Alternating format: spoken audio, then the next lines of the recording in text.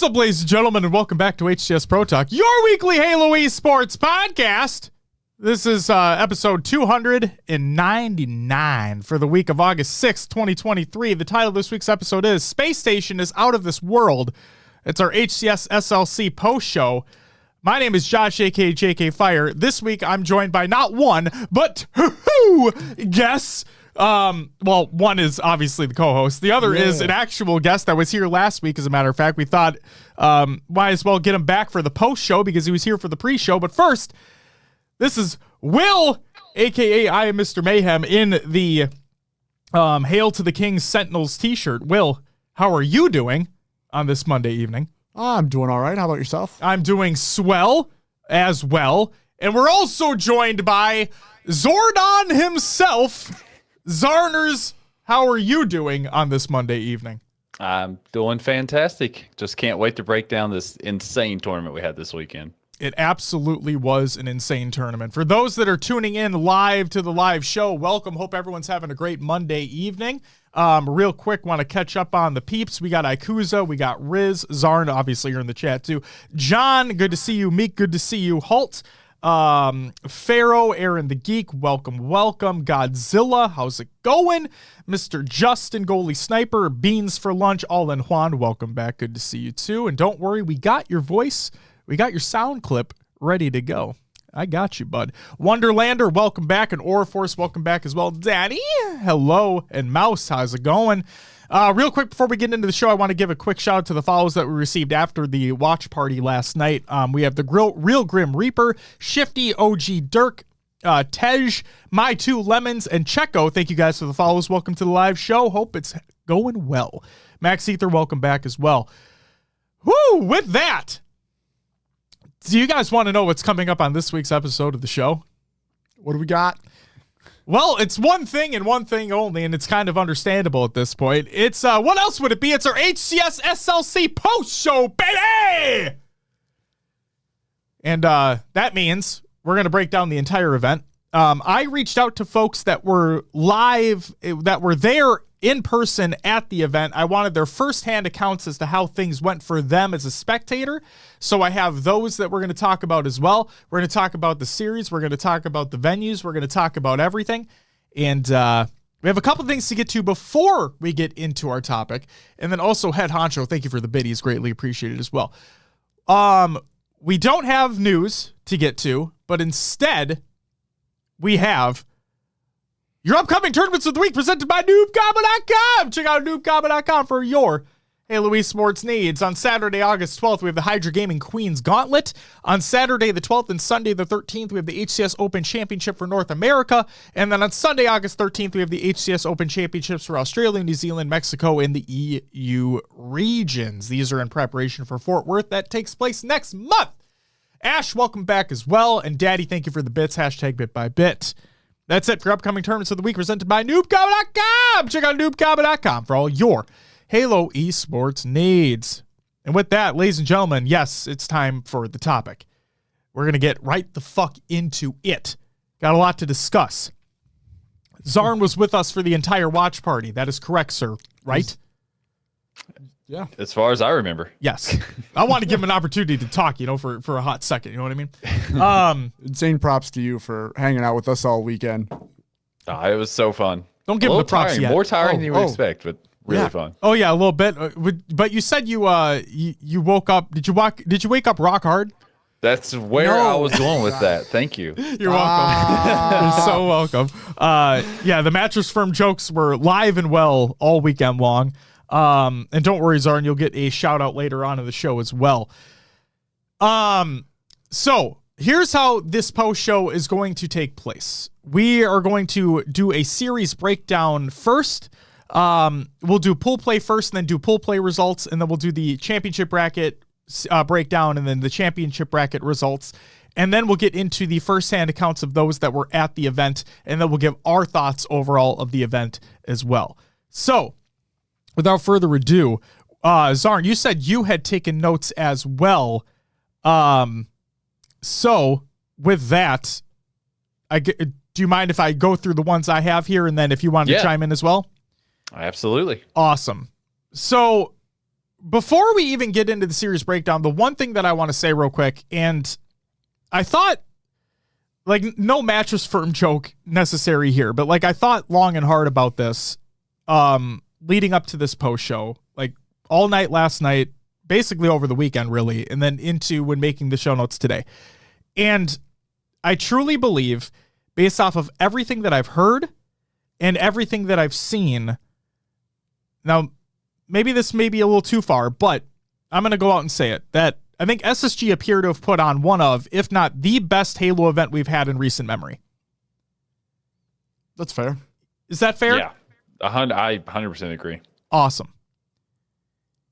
The reason I say that is because, again, of everything that I've seen and everything that I've heard, not only from a spectator standpoint of watching it at home, but also being at the event.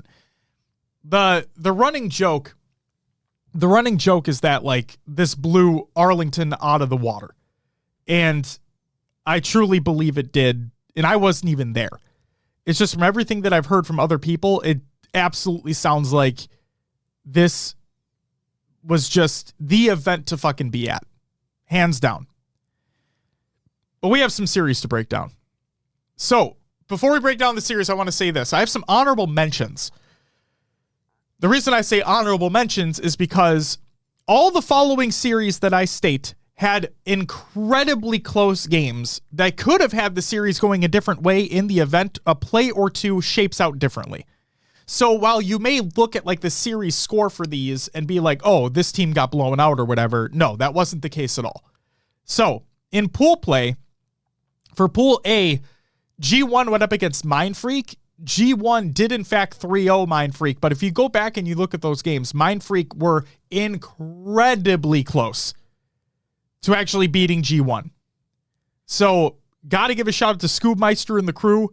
Because again, if you just look at that series score, you'd be like, oh, of course G1 won that. Like, why wouldn't they? But if you go back and actually look at the games, they were very, very close. Another Pool A series that I wanted to briefly highlight was FaZe going up against Complexity, where FaZe did 3-1 Complexity, but again, Complexity had some very, very close games. The Dak Man, welcome, says, finally you get to watch a live show. You're finally here. Welcome. Hope you enjoy.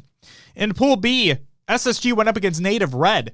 This is a 3-0 by way of SSG, but again, go back and look at the games themselves, maybe over at HaloDataHive.com for all your Halo statistical needs. You'll figure out that those games are actually very close. Same thing in Pool B with Native Red and Bittersweet. Bittersweet, formerly Carpe Noctum, that's King J and crew. They also had a very close series with Native Red, but it was Native Red closing it out 3-1. In Pool D, the only one I wanted to say was Shopify going up against Navi. Shopify beat Navi 3-1. And the one concern is, will Navi ever be able to, like, take a series? You know, they've always been looked at as the lesser of two teams in the EU region, even though they are the second best team in that region. They've never been able to make anything happen overseas.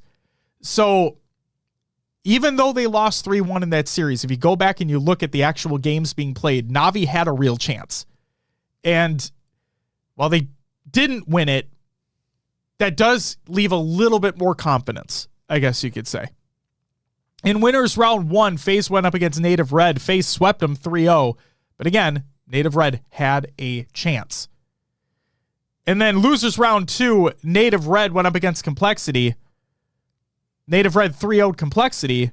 But again, Complexity's games were very, very close. Hell yeah, Dak, man. Thank you very much, man. What's up, David Sandman? Welcome back. Riz says, I think Navi will show up. I hope so, but I don't know, man. He says, give Glory more time to gel with the team. I'm hopeful, but, you know, we'll have to see what happens. Zarn or Will, did you guys have any of the honorable mention series you wanted to highlight briefly? No, the only thing that I had more to add to that was to add on is just in that Complexity FaZe game, Carmea was going off. He had an over on them, was dropping frenzies. Like, he just looked so strong right out the gate. I was really impressed with him on Friday. Absolutely agree with that. That was a really good pickup for them. I mean, I joked that Complexity looked like the hodgepodge team of misfit kids. Right. It's what it really felt like. But Carmea's really stepped into his own on that team, and I hope he's given a real chance because, as we know, Mickwin said he's one of the players to watch, one of the up-and-comers. So great thing to see him do that. Moving on into the actual series that I wanted to break down here. Starting off with pool play, we had G1 going up against Complexity. Okay? Actually, first, Halt says, look how pretty that jersey looks in the middle. More glorious today than yesterday. It is. And since, spoiler alert, the team that has the jersey in the center wins. So, yes, that's a spoiler for the rest of the show. But yes, it has to take center stage in the scene. So again, G1 went up against Complexity. This is in Pool A. Game 1 was oddball on streets. G1 had many an opportunity to win the first round of the game, being up nearly 60 points at the beginning. But with a massive hold by Complexity along with some very favorable spawns for the team, they're able to keep the points going in their favor with an APD hold and win the round 100-87. What's up, Jolt? Welcome back. G1 are able to answer back, this time with a commanding round, 100-26. And this is where the first round nearly looked like... this is actually what the first round nearly looked like if it wasn't for Complexity clutching up when they did. And while very back and forth this time around, G1 clutched up and take the round win with the game clock expiring 74-68. That's one thing that I wanted to say here is that something that we've seen, I think more often in this event than others, is how often oddball rounds end in time versus it going to like a 100-point score. And we'll highlight that later on because like there was a game later on in this tournament where it was literally back-to-back-to-back rounds that I think went to time each time. So we'll get to that. Just you wait and see. Verb, welcome back. Ronan, welcome back as well. Game 2 was Slayer on Solitude. Complexity to proceed to get... Okay, so here's why I channeled the inner Zarners here. I think you'll appreciate this. So Complexity proceed to get mollywopped or gullywashed if we're Zarners here. G1 win 50-36 with Huss racking in an astounding 17 assists in the game, more than the entire rest of his teammates combined. That's fucking bonkers. Unreal. And then game 3 was Strongholds on Recharge. Complexity tried and make things respectable in this one, but G1 basically had the lead from the beginning of the game and never let it go. G1 win 250-169. Nice. And the series 3-0. So G1 sweep Complexity in pools. Spoiler alert, G1 are not able to continue this trend when we get to the bracket play. Unfortunate for them. Zarners, I'll quickly ask you, do you have any Pool A matches you wanted to highlight? Because that's the only one that I have. I don't think so. That was really the only one. You pretty much summed it up. It was kind of that recharge game was kind of wild. You know, G1 kind of ran away with it, but there was back-to-back frenzies by two. Like Carmea had a frenzy, and the next thing you know, Precision had one on that. It was just so weird to watch that. It was unbelievable. Ikuza says G1 really let me down this tourney. I think they let everybody down this tourney.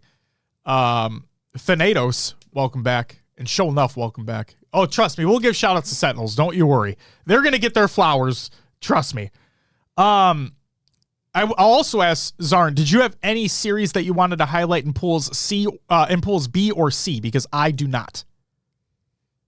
No, those were kind of just business as usual the way I looked at it whenever I was looking through the results there. Absolutely felt like it. There. Yep, perfect. So in Pool D, the only one that I have is probably, I imagine, what you guys wanted to talk about too, which is Sentinels Optic Gaming. Yep. So the winner of this series would ultimately guarantee the winner of the pool. Game 1 was CTF on Aquarius. Within less than a minute of the game starting, Lucid punches in the first flag of the game, all with only a single assist to his stat line. His teammates were able to do literally everything else. He got a singular assist through that entire flag run and cap. Consider that foreshadowing as to how the rest of the game is going to go. And yep, We then had back-to-back-to-back-to-back flag captures going the way of Optic to win the game 5-0. It was looking rough off the start Holy shit! for Sentinels. Yeah. Game 2, Slayer on recharge. So this was my biggest question going into this weekend, and you guys can attest to this. Regardless of having Sentinels so high in the predictions, like we all basically did, I personally wanted to know whether or not this roster had what it takes to mentally regain after a tough loss, and this was going to be their first opportunity to show it to me. And oh boy, they showed it to me. At one point in the game where the score was 33-19 in favor of Sentinels. Spoiler alert, Optic and Slayers are not going to go so well this tournament, so just wait for that. But Optic, of course, find a way to bring things back in a manageable state, 42-39, still in favor of Sentinels. They're able to keep it composed, and Sentinels win the game 50-44. Game 3 was King of the Hill on Solitude. Sentinels start off hot, taking back-to-back hills to take a 2-0 lead with the clock winding down fast. With only 35 seconds remaining on the game clock, Optic are finally able to put a hill capture of their own on the scoreboard, but Sentinels did not make it easy on them. And the same was nearly able to be said again, but this time Sentinels are able to make a crucial stop from allowing Optic to tie the game, getting all 4 players on the respawn screen. Sentinels take the series lead 2-1 after a 2-1 King of the Hill win. Game 4 was oddball on live fire. Optic are not going to go down without a fight in this series, and they want to make sure Sentinels understand that. Optic answer right back. They take back-to-back oddball rounds in dominant fashion. They win the game 2-0, and we have a game 5, of which was Slayer on Streets.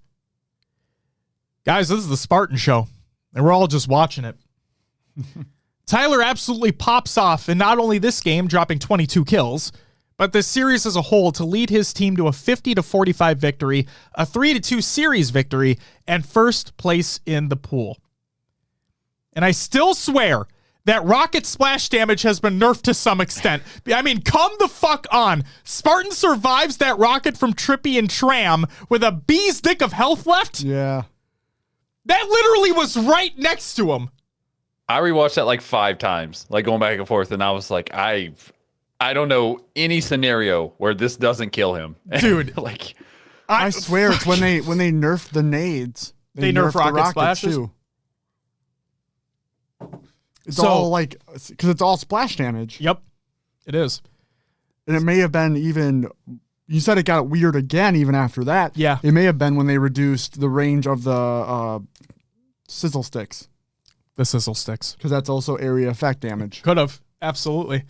I don't know. The one thing I want to say here is, so if you go to the show notes, exclamation point show notes in the chat, you will see that we have our tables like we had in the pre-show of our predictions and what we were right on and what we were wrong on. One thing that all 3 of us were incorrect on was Sentinels taking first in this pool. Yeah. But you know who was right about getting Sentinels taking first in this pool?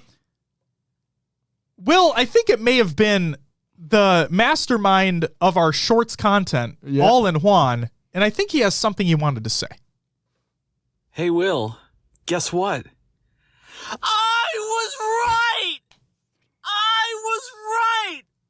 I was right! And I'm gonna give myself a woo! Bitch! Love Juan. Love you, Juan. That's awesome. Congratulations on predicting that Sentinels were going to take first in that pool. You absolutely nailed it. And thank you so much for sending me that audio clip. I'm so glad you did so because I told you I was going to fucking include it. Daddy, he recorded that. That was Juan himself. That was Juan himself. I told him to send it to me. I told him to do the rendition in my, like the way I would do it and send it in so we can put it in the show, and bada bing, bada boom. There it is. So congratulations to Juan. You nailed it. You absolutely nailed it. All right. Did you guys have any other series you wanted to highlight in Pool D before we go to championship bracket? Nah, that was a big one, man. Yeah, no series. Just wanted to point out a couple little things. The main one being In that Game 5 Slayer, Optic actually took the lead at 30-29, and then Spartan got 11 of the last 21 kills for Sentinels to win, which I thought was a pretty bonkers stat. That is insane. He's pretty good at the game, guys. I don't know if you knew that. What's the other thing you had, Zarn? That is it, actually, looking through. Says he has a couple things. Turns out it was actually one thing. Yeah, all right. I thought I had another. I was wrong. It's okay. It's all good. All right. Go ahead. Oh, no. Go ahead. What were you going to say? Where were you transitioning to? I don't know where you're going. Championship bracket.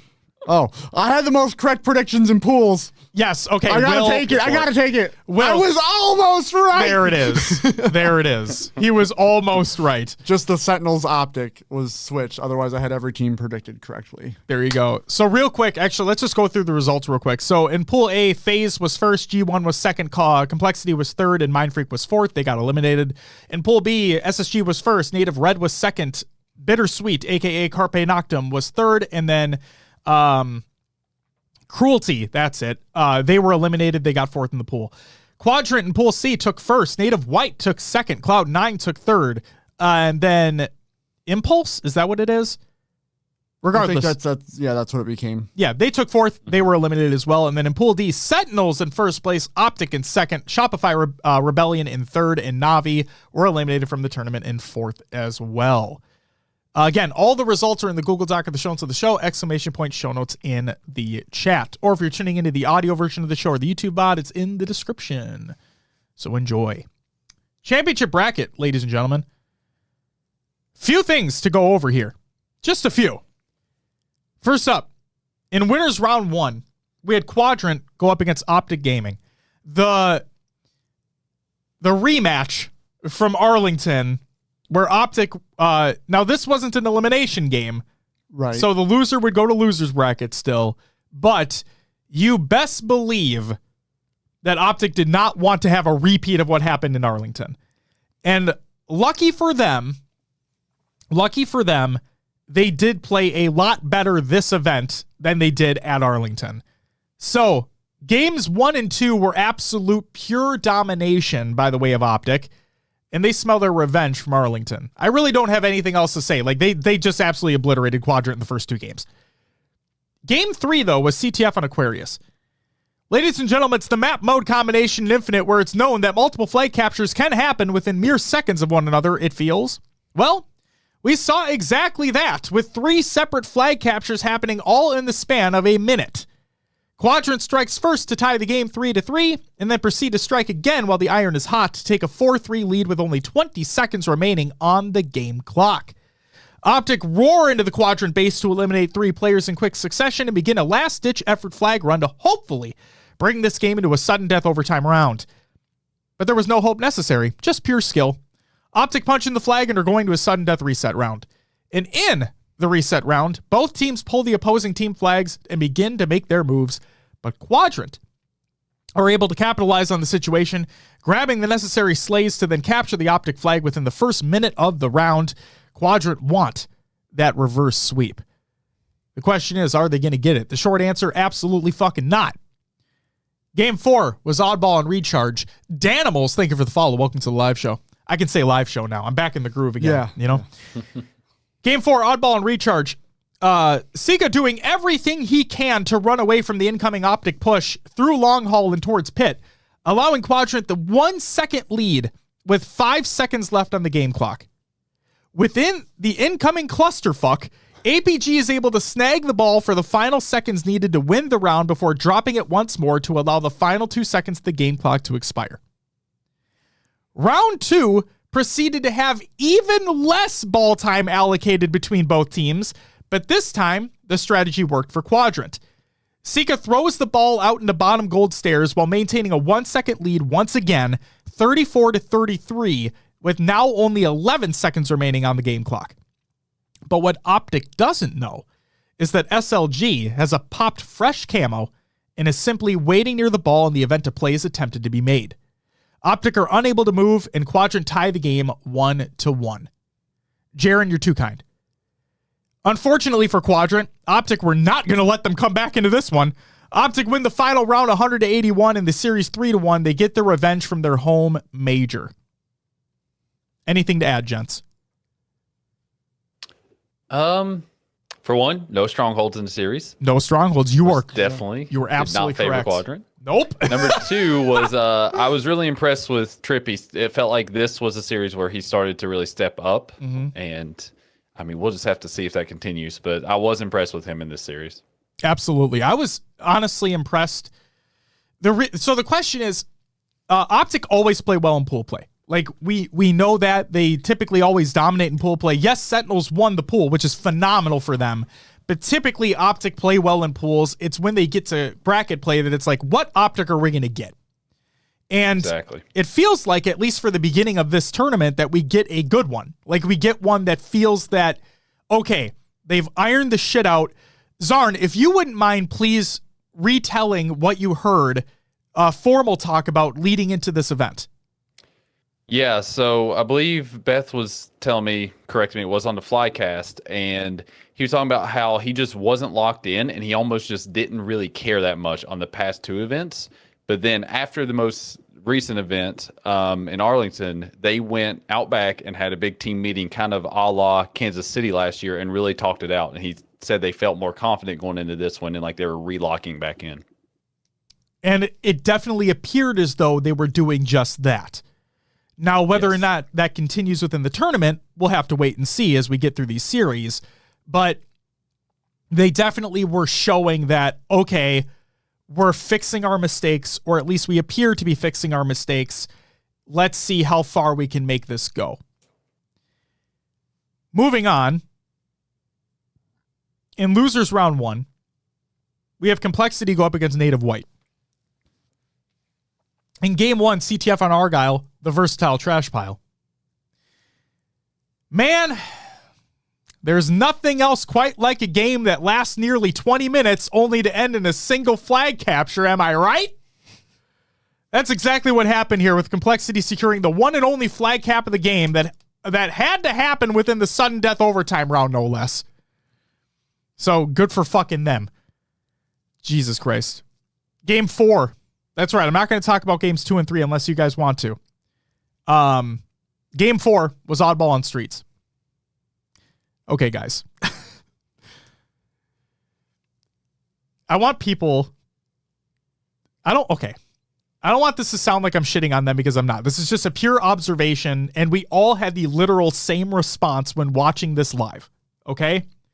So when I retell this, like, there's going to be some of that same enthusiasm, but I don't want it to be misconstrued as like I'm shitting on them, because I'm not. Again, this is just pure happening from a spectator perspective. Okay? Again, game 4 was Oddball on Streets. Oh, God.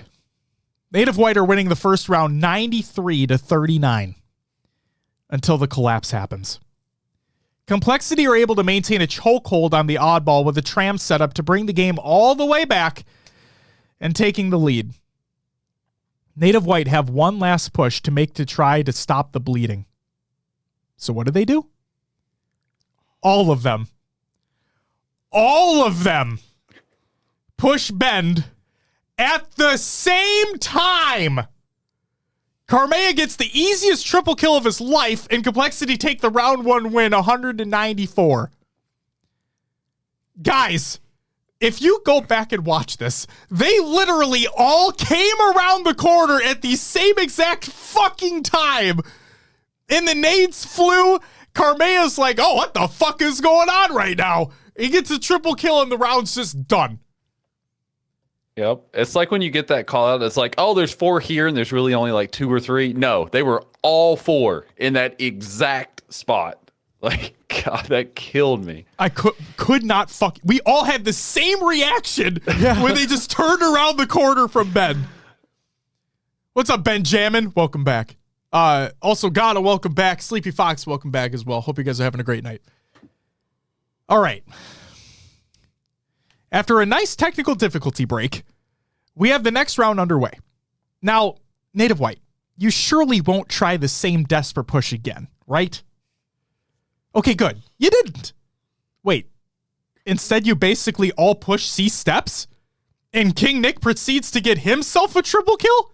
Complexity win the second round 100-62 and the series 3-1.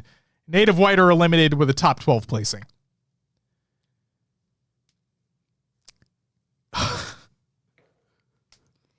Win as a team, lose as a team. That's exactly it. That's exactly it. It's like, I understand. Man, get a pinch or maybe? Yeah. Or like try to get, it's just crazy to me that everyone pushed one spot on both attempts. Yeah. I don't understand it. I don't understand it. For the second push, it was 3 out of the 4 members, and 2 went at the same time. Then 1 came in very, very shortly thereafter, and Bohm was sitting fucking B stairs. Like he's just over there, and I'm like, uh-oh, this is not good. It's like, I've seen this before. Y'all go ahead. Yeah. That's probably exactly what happened. He's just chilling. He's like, oh, I know where the fuck this is going. I don't want to be part of this one. Bankworthy, thank you for the follow. Welcome to the live show. So, again, really unfortunate for them. Was really hoping they'd do something a little bit more. Will, you had them way higher up in your predictions, and I love that. Zarn and I had slightly better expectations for what they were going to do. But obviously, they wanted to place better than what they did. Obviously, games could have gone a different way if just a play would have gone a different way. That's the case with literally anybody at this tournament, right? Yeah. But it's just really unfortunate. Yes, we all wish that Barcode was on the roster because we all would have loved to see what that roster would be able to do with the full thing that they were trying to accomplish. And like we were so excited when they picked up Collect. And they had that force solidified, but then it was issue after issue after issue, and just they could not catch a fucking break. So really hoping that Native White are able to catch a break because we would love to see them do better because all we want is for these teams to be placing better. That's all we fucking want. Katsuragi, thank you for the follow. Welcome to the live show. So, the other losers round 1 match I wanted to briefly talk about was Shopify going up against G1. And I don't need to talk about any of the games in this series. I just want to talk about the series as a whole because Shopify sweep G1. Now you may be asking yourself, well, why did you want to talk about this if this was a sweep? Well, at the end of the day, G1 didn't win a single bracket play game. They went 0-6 in bracket play. They took second in their pool, and they went 0-6 in bracket play games, and they are also sent home with a top 12 placing. I was really riding high on them this event. I was really thinking that they were going to get their shit together, and they'd really have an opportunity to make something happen. But man, as soon as bracket play started for them, things just did not pan out their way. And I know I'm not going to get into it right now because all the information's not out there yet. But yes, we know about the not paying of staff and players. And from what I've heard personally is that the Halo players are not affected by this. I could be wrong, but this is what I've heard. Again, not to hash it out. We'll talk about it on the show when there's more information out there. But yes, we know about the story that's going around. So yeah, G1, they don't win a single bracket play game, which is unfortunate. Yeah, really expected more from them. Yeah. I was thinking 7th, 8th was like the lowest I was expecting them to get. Obviously, I put them in 5th, 6th, so I was riding really high on them. But yep, I can't believe. I think I was right there with you as well. So, what are you gonna do? You know? Oh no, I had him 7th, 8th. I had him 7th, 8th with Will. So, but still, they didn't even make it that far. Yeah. What are you gonna do? Winners semifinals is the next one I have here. And guys, I still can't believe, as I was typing this out, I still can't believe this happened. I still can't believe this happened. Sentinels played against FaZe.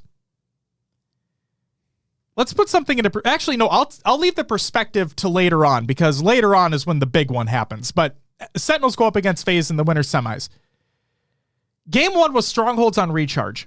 After being down 126-8. 126-8.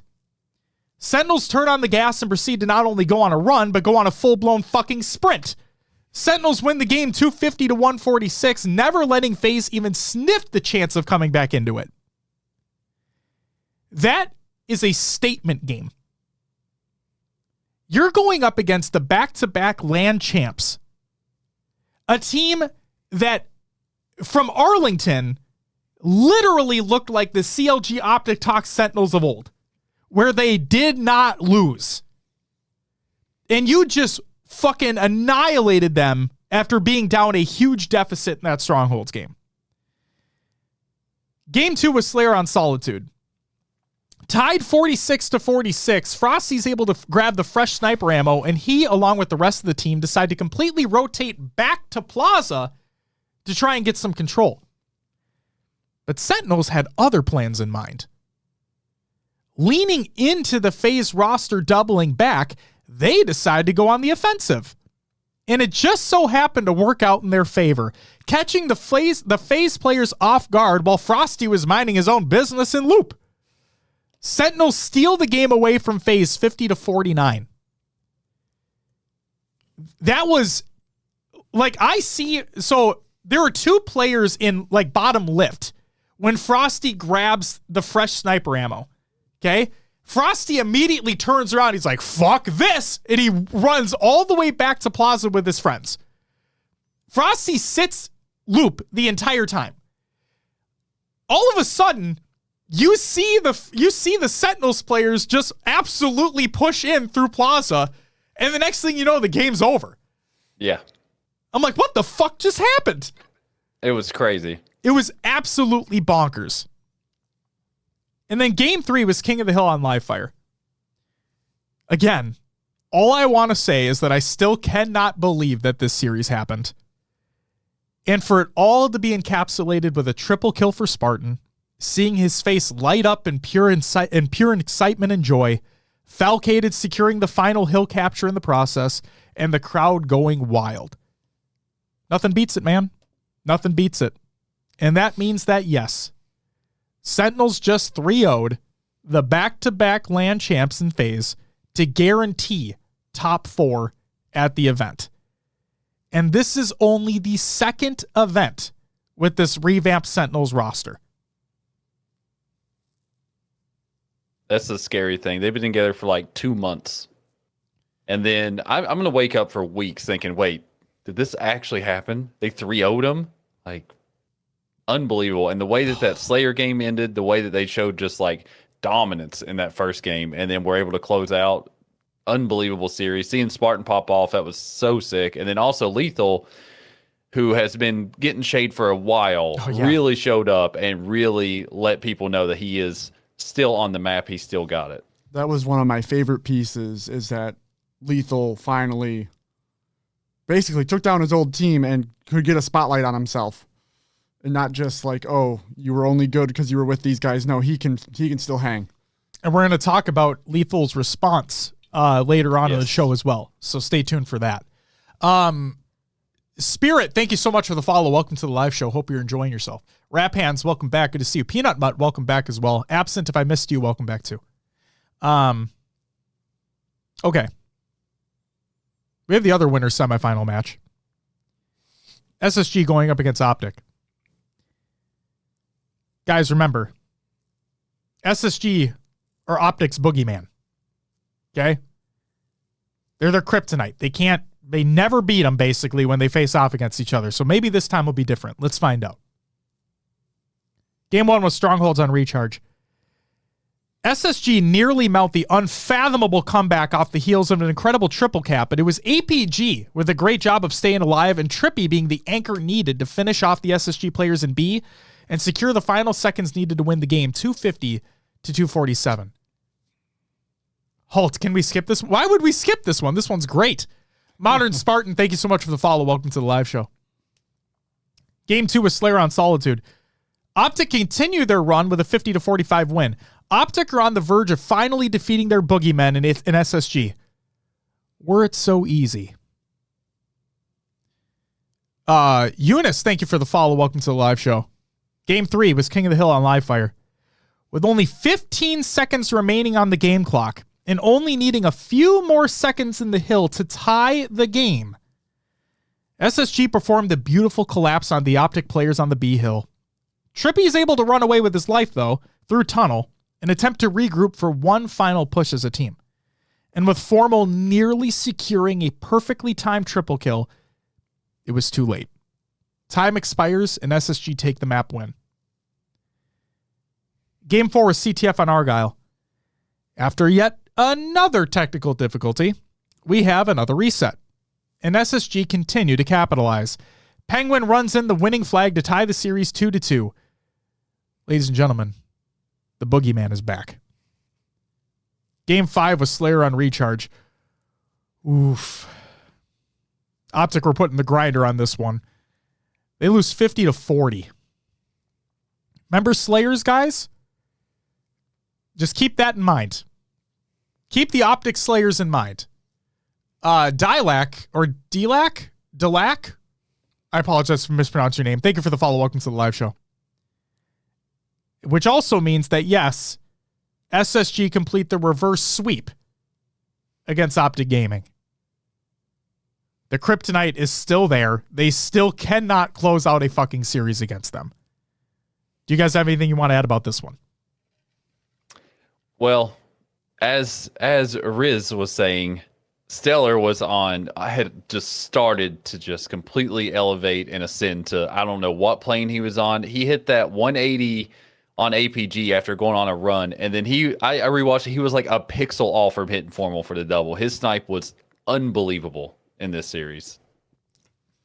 Oh man, we're going to talk about SSG and snipers later. Don't you worry about that. It's going to be a little scary. Yeah, Stellar just put up an amazing performance that series. And, you know, I want to say in that Game 5, Optic did go down fast, and they kind of clawed their way, but they just dug themselves too big of a hole. They did. They couldn't put it together fast enough.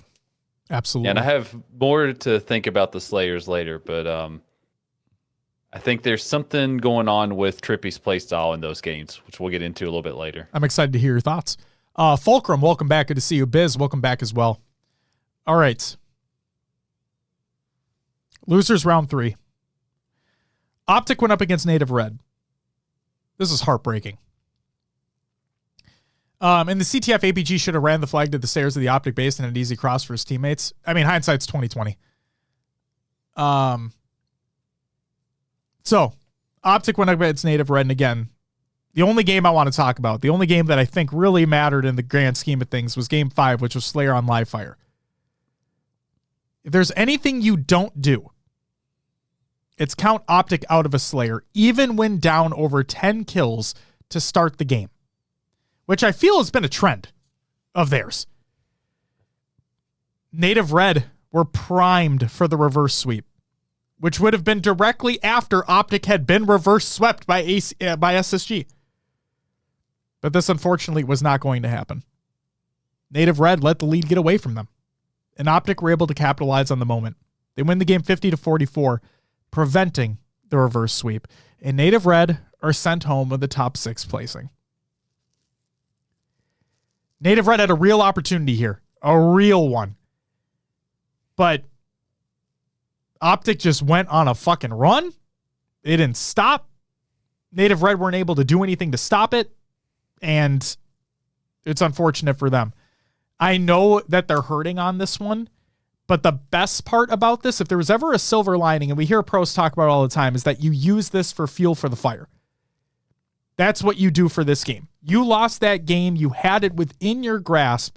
You hold on to that feeling. You manifest that feeling, and then you bring it back tenfold next event. That's what I'm hoping that they're going to be able to do. We'll have to wait and see. Next up, in the losers semifinal, we had FaZe going up against Optic. The loser of this series gets sent home with a 4th place finish.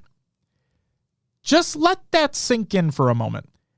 The only 2 teams that have combined won the previous 5 LAN events, and one of them will be sent home in 4th after the series has concluded. Oh yeah, and it has been quite some time since these 2 teams have played each other in a LAN. Game 1 was King of the Hill on Solitude. Optic opened the series off with a hot start to win the game 3-1. Game 2 was Slayer on recharge. FaZe answer right back with a win of their own, 50-39. Game 3 was Oddball on streets. Optic closed it out 2-0. Game 4 was Strongholds on live fire. FaZe clutched up in the final seconds to prevent a desperate Optic push to send the series into a Game 5, winning 250-239. Now, Game 5 was Slayer on Aquarius. The reason I haven't said much about this series is because I wanted to emphasize this next moment. During a FaZe listen-in, you get to hear firsthand the preparation it takes for teams at this top level of play. FaZe, even with the lead, decide to slow the game down and make Optic push to them. Now, with a 5-kill lead, you may be asking yourself, why not keep up the pressure? Why hang back? Well, based on what FaZe are talking about in their comms, and I'm saying it nicely, okay? I'm going to say this nicely. If you go back and you listen to that listen-in, they weren't nice about it, which is fine. Based on what FaZe are talking about in their comms, they know it's an Optic weakness. You see, Optic are good when the opposing team is on the back foot, when Optic have the advantage, but they tend to falter when the pressure's on them. FaZe understand this and decide to make Optic push to them and make the mistakes. And then, once the first mistake is made, FaZe proceed to collapse on the opposing Optic members, continuing to reset spawns and wait for the next opportune time to make their move. FaZe execute the plan perfectly, and they win the game 50-44, and they send Optic home in fourth. Oof. Go ahead. Did you have anything you wanted to add, Zar? Yes, there's a lot in this series. First of all, that game 4 Strongholds there at the end, I still can't believe. I still think APG should have got more aggressive, but even still, Royal 2 literally like tanks a snipe bullet and then just walks straight and walks behind APG and beats him down. That was like the most weird play there at the end. I think obviously APG thought he would just back down and try to live, but he literally just walked straight up and that won them the rest of that, or guaranteed that Optic was not going to be able to get control there at the end. Yep. T-Mag, that. Like I said it nicely. Yes, we know what they said in the listening. I said it nicely. Yeah, and then to the point there, going back to Trippy and Slayers, I think it summed up really well, them talking about this, as Josh put it nicely. I think what it is Trippy's playstyle seems to be very like high risk, high reward in these Slayers, and it seems like he's taking the role of sort of being the flanker, the one who is there whenever Optic is getting the pressure on them. Trippy is there to clean up the chaos. That's why a lot of times you'll see him put up big stats. But at the same time, if you look, especially in this game, he starts out like 1-7 or something. And then in a couple other Slayers throughout this tournament that they lost, it was a very similar deal. Whenever they were losing, it was because Trippy was getting just completely shut down early on in the game. Now, sometimes, like in the Native Red, he turned it back on and they figured it out. But in this one, FaZe literally just knew exactly what to do and completely shut him down for the rest of the game. So I want to pause for a second. Maybe this can be a conversation for another show, but it is, a topic of conversation. I think might as well ask it now since Optic have been officially eliminated from the tournament at this point in time. What does Optic need to do?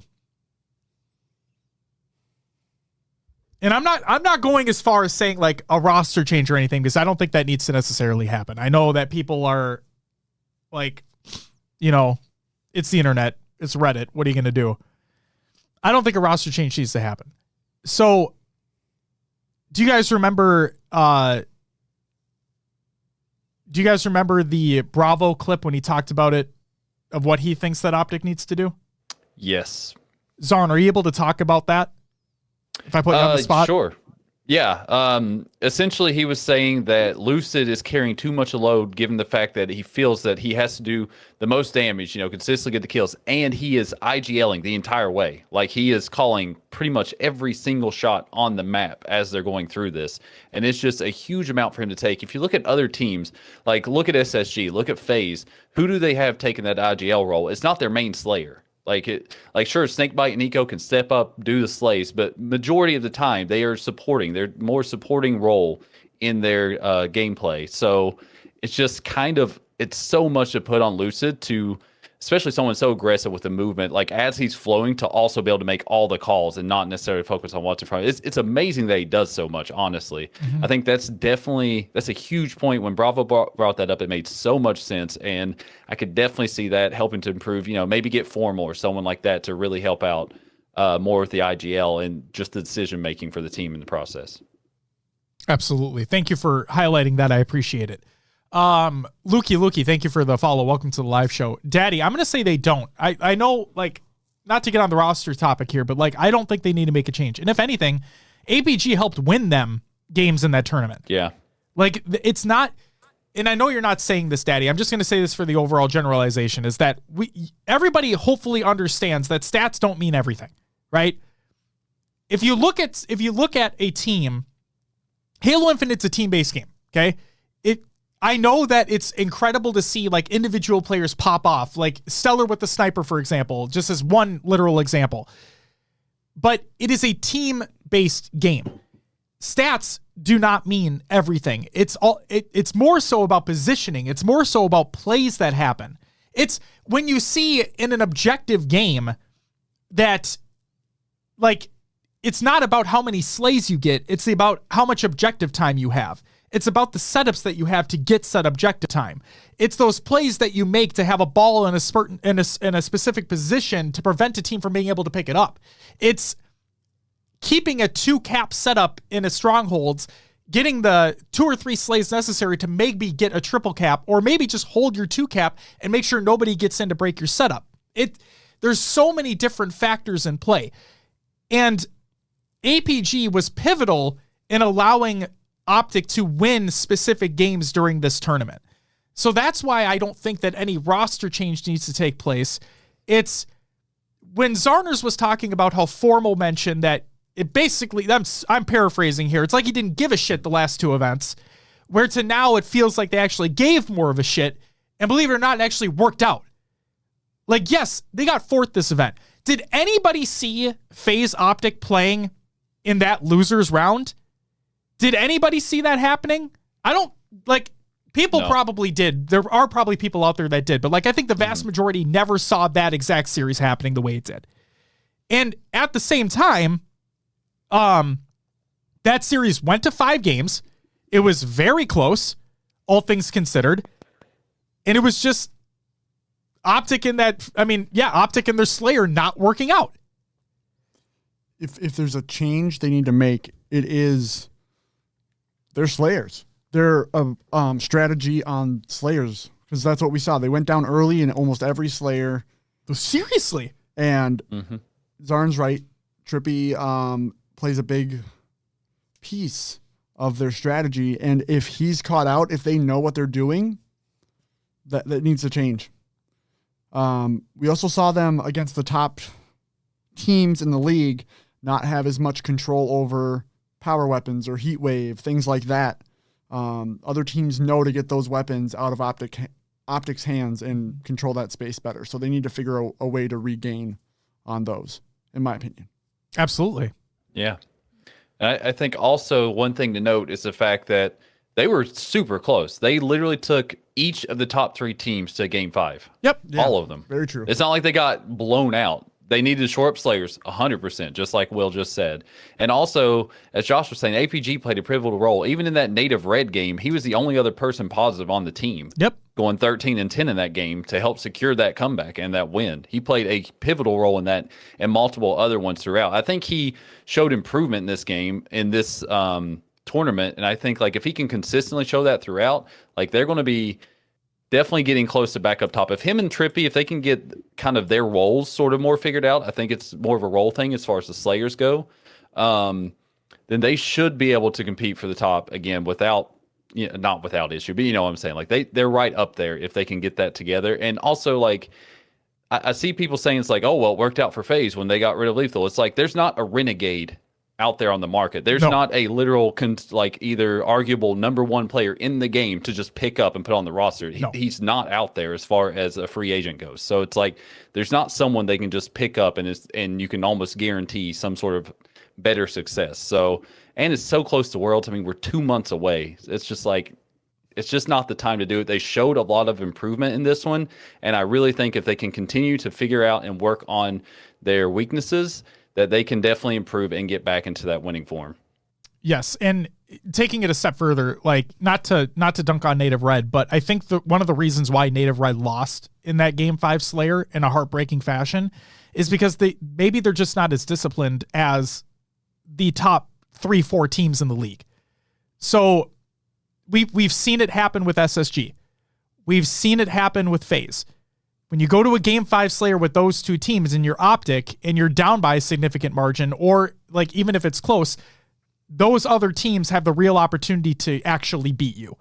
Where a Native Red, they had that dramatic lead at the beginning of the game, but Optic just appeared to be a little more disciplined in that regard. They clutched up when they needed to, and they take down Native Red.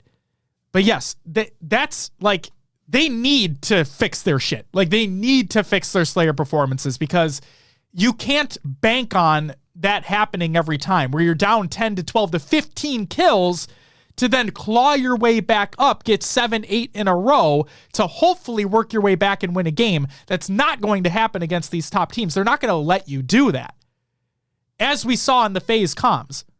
So that is the biggest thing that they need to fix. Real quick, Dalak, again, you need to tell me how to pronounce your name. I apologize for mispronouncing it. Thank you for the primer. You get a woo! Method, Jack, and Paldian.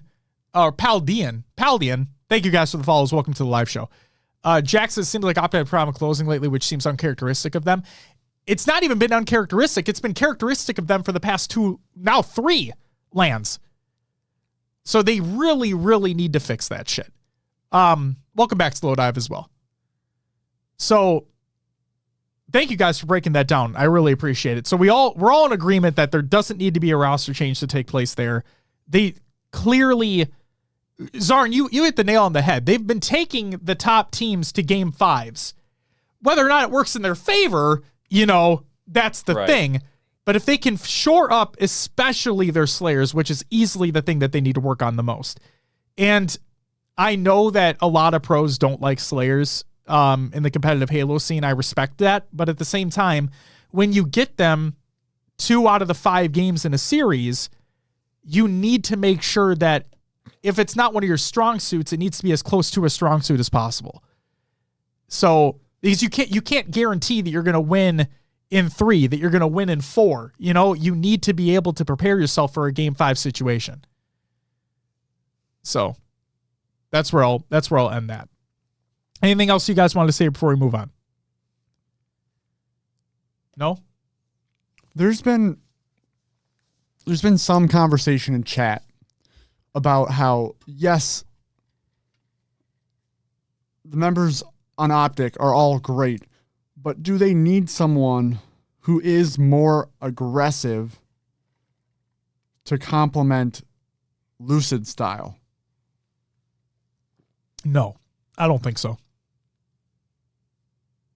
Personally, I don't think so. Yeah, I still think even if they did, I don't see, who are they getting? Is what I can't see. Someone said Sentinels, right? I mean, someone said Spartan, right? Just hypothetically. Yeah, it's but he's not going to leave Sentinels. That's the thing. Now, right. But I'm saying, just hypothetically, doesn't matter who the player is.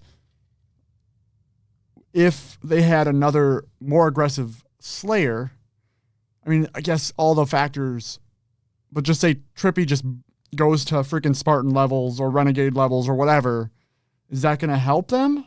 Or are they now going to dominate too much in the slaying department and lose an objective? Because that's what I feel APG and Trippy do well, is they complement the objective on top of Lucid slaying power. So we're seeing a lot of suggestions. I'm going to hit on your point. I've seen a lot of suggestions in chat for people. Tool says Talik, Ikusa says Suspector or Swish. But that's the thing, though, too, right? If they make a change, also Sleepy Fox, thank you for the primer. You get a woo! If, let's say one of those 3 players gets on the roster, right? Do they make that team dramatically better than what they currently are? I have mad respect for those players, don't get me wrong, but do they make them dramatically better? Yeah, I just feel like it's just not a renegade. Like a renegade situation, you look at that and you're like, there's almost no way that they don't, at a minimum, stay the same. But they're almost guaranteed to get better. And like those players are incredible, and there's a decent chance it might make it better. But I just don't this quickly before Worlds. I just don't see that there's no way they could take that type of chance with the success this roster has had in the past and the fact that they're trending. I can't see another player stepping in right now and them taking the chance on them. That I believe the exact same thing. Yeah. I mean, Pat might not be too far off here. Just says Optic is head casing. Maybe they are. You know, like just like we heard in that listen-in where they're like, Formal, go bat ledge with camo, and they're like, no, Formal, do what you want. Like, they might just have some sort of disconnect there that they need to clean up, and they'll be right back in shape. Danny, thank you for the bit. I want to comment on what Lukey said here. He said they just need the team to reflect. I think the roster is fine if they adjust themselves. APG is excellent. He's not Renegade, but 4 Renegades wouldn't win. It's true. Ice Cream, with a semi-hot take, says Optic win Worlds if they're on the same page. Who knows? We definitely saw them better than the last 2 events when they were finally, when it appears as though Formal gave a shit now. So maybe if he gives more of a shit, maybe they play better. I don't know.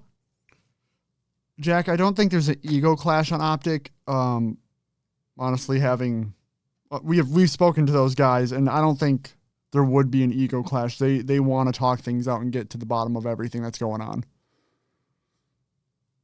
Ron, it's not, by the way. Riz says Formal was the best player on Optic this event.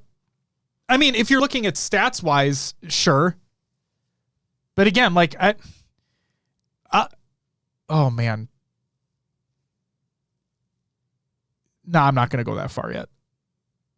I'll reserve my thought. But yeah, I don't think Optic need to make a change. And I think just throwing out suggestions as to who they need, like, I know that people could look at Sentinels and be like, guys, they've only played 2 events together and they got second this event. Like, that's, anybody can do it. Not necessarily. And it clearly looks like Optic have a system. Like, they have a method to their madness, if you will, to where I don't necessarily think that if you just take anybody from any other team and you inject them into that roster, that they're going to just be, that A, they're going to gel, and B, they're going to be significantly better. I just don't see it happening. At least not yet. I don't know. Tara, Fort Worth. Fort Worth is when the hoodie releases. And we'll talk about that later too. So, yeah. Are we ready to move on, gents? Yeah. All right. Yeah. Winner's final was SSG going at Sentinels. And honestly, to me, there was not much to say in regard to the series being close because it was anything but. Even with Sentinels winning the strongholds on Solitude 250-67, which was a fucking blowout, thinking that this would end up being a series, SSG just proceeded to wipe the floor with the Sentinel squad in the CTF to win the series 3-1. They guaranteed their spot in the grand finals. Zarners, like you mentioned, from winners. And they only need to beat one more opponent to claim the trophy as their own. Let's see if it happens. In the losers final, Sentinels went up against FaZe again. So there's no way that they do it again, right? Guys, for reference here, they had previously 3-0'd FaZe earlier in the tournament. Like, there's no way that they do anything like that again, right? Game 1 was CTF on Argyle. And here we go again with an over 20-minute game of Argyle CTF. But in the end, it was Spartan putting on his favorite Spider-Man impression, taking off Royal 2's head with the sniper to allow his team the opening needed to start the game-winning flag run. The fucking bonkers thing about this is he whips around the corner to get to FaZe's base, and he does a fucking 180 and rips Royal 2's head off. as Royal 2 had sniper as well. Like, he just fucking, he lands, he grapples, he lands on his feet, immediately whips around and just takes his head right off. With all 4 members of FaZe on the respawn screen, Boo Boo Doo continues the flag run while Spartan swings his way back to the home base to try and lay down some more damage. Fortunately, no more damage is needed as Boo Boo finishes the flag capture to take a 1-0 series lead. Game 2 with Slayer on Solitude. Boo Boo Doo Boo somehow, some way, does not get his head ripped off by Frosty with the sniper, which means that they're still in this game. Royal 2 is taken down after having to drop down from top nest, tying the game 49-49. But with Snakebite and Renegade watching the opposite snipe side near dip, and with Frosty being a nuisance in lift, Falcated's just unable to help Boo Boo Doo Boo quick enough to prevent his teammate from dying. FaZe win 50-49. Game 3 is King of the Hill on Livefire. Remember when I said earlier that my biggest question and concern for Sentinels heading into this tournament was whether this team would be able to mentally reset after a tough loss? While my question may have been answered earlier in the tournament, this time I was left absolutely zero doubt. How does a hot 4-0 sound to eliminate the naysayers? Because that's exactly what Sentinels did. They win King of the Hill on Livefire 4-0. And Game 4 was oddball on recharge. After a commanding first round win by way of Sentinels, we had a hotly contested second round. With a phenomenal hold and play ball by way of Falcated, Sentinels have a 1-second lead, 67-66, with only 22 seconds left on the game clock. And the ball coming back in shortly. And with nothing short of a miracle, Frosty's able to snag the ball at the very last second of game time remaining to tie the game 67-67 and send the round into overtime. Falcated gets the ball once again, kills a Royal 2 from a missed melee, and continues to rack up ball time. But all nearly seemed lost for the Sentinel squad, as FaZe were able to make a last-ditch effort to secure the ball over by Hydro. But Sentinels are able to break the setup once again, and with the last seconds of the game clock ticking down, Spartan throws the ball off the map to secure the win, and the Sentinels trip to the grand finals. Sentinels eliminate FaZe from the tournament with a third-place finish in a 3-1 fashion. What the fuck were Sentinels on when going up against FaZe? Because good lord, that was insane. 6-1ing them and, 1 kill away from 6-0ing them this tournament. Yeah. That was nowhere near my bingo card. Wasn't even in the house for that. Nope. I mean, Will, you and I had FaZe winning the tournament. Yeah. Yeah. Yeah, I don't know what happened. Sentinels just came out flying, and I guess I'm still flabbergasted it happened the way they did. FaZe looked so dominant in the last couple tournaments that I didn't expect anyone to touch them, and Sentinels must have found something in their game that they were able to exploit, and they just played very well. They did. Jack says lethal is lethal. We all just forgot. No. We did not forget what lethal is capable of. He's still a phenomenal player. And if anything, he just proved it further. If anything, he proved the naysayers wrong. At least I hope he fucking did, because he's amazing. Toucan Sam says, I forgot, to be honest. It's okay. It's okay. Ron says it's obviously not as simple as this, but lethal actually having fun and playing free is huge. Ron, it absolutely is. Mental is a very big thing, as we all hopefully understand. And now that it appears as though lethal's on a team that he can have fun with and he can actually enjoy playing the game, yes, it absolutely goes a long way. And we clearly saw that happen here. Okay. The grand final. I'm just going to say spoiler alert here. I don't have game breakdowns here because of how this series happened. But there's one thing I want to say. What else is there to say other than to never, and I mean never, allow Stellar to have the sniper if you're on the other team? Drop whatever the fuck it is you're doing at the time and make sure your sole effort is preventing that weapon from entering that man's hands. Plain and simple. No fucking joke.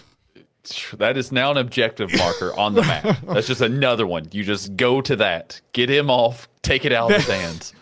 This series was another slobber knocker by way of SSG. They end the series in a 4-0 sweep to claim the trophy and become your SLC home crowd champions. Woo! Congratulations to them. Obviously, if you guys have anything else you want to say about this series, feel free to. SSG annihilated them. That's what happened. They just put him in the blender. It was a golly washer. Golly washer, yep. Oh my God. Synergy, thank you for the follow. Welcome to the live show. We already talked about it. There's no need. Hey, I believed you, Tools. Just so you know, you can ask Jazz, you can ask Will. Months ago, I started talking about that. Yeah. Like I think it was literally right after you mentioned it. And I was like, and I started watching, I was like, he is. I believe. And then now, just proving you right. So, thank you. God damn. Obviously, I'm wearing the Sentinels gear today because I was just super proud of them and what they were able to accomplish. Absolutely. Putting their names up there on the map again, being a top, 2 team now. And I hope that continues for them because I think those guys really deserve it. Yes, I know you can't really see it because Will's sitting in front of it, but I did move the Sentinels jersey to be right next to the winner's spot. Is that visible? It's kind of visible. Kind of visible. So yeah. I just know that they are there. They did get moved. Optic got moved back. So it is what it is. But yeah, you're 1000% correct. Sentinels, I was already proud of them at Arlington. Like, I was living the fucking dream at Arlington for them. And then for them to come out like this, put FaZe on the chopping block like they did. Like, what the fuck? And then proceed to get second in this event is just absolutely remarkable. Remarkable. Zarn, anything you want to add? No, I don't think so. I think you summed it up well. Just unreal the journey that they had this tournament. And also just seeing SSG's dominance was something special. Oof, indeed. Will, we're at that time. Oh, yeah? Do you want to run through the results? We'll run through the placings here. 13th through 16th. We had Mindfreak, Cruelty, Impact, and Navi. 9th through 12th, we had Bittersweet, G1, Native White, and Cloud9. 7th, 8th, we had Shopify Rebellion, Complexity. 5th, 6th, Native Red, and Quadrant. 4th went to Optic Gaming. 3rd, FaZe Clan. 2nd, Sentinels. And taking home the dub at their own event, Spacestation Gaming. Zarners, you have the floor to gloat that you were right about the first place prediction. The floor is yours. I would yell it into the microphone, but I'm pretty sure Discord will cut it. So, honestly, if you just want to play Juan's clip again, I mean, that's exactly my feelings right now. Juan, take it away. Hey, Will, guess what? Why me? I was right! Because I say it. I was right! And I'm gonna give myself a woo! Bitch!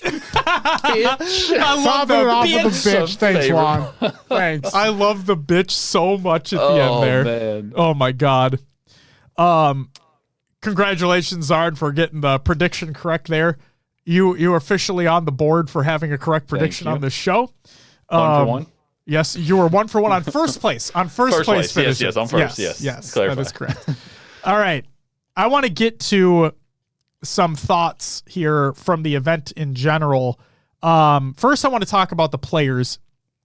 So I mentioned how we talk about what Lethal said. Daddy, thanks again for the bits. And then FF Sin.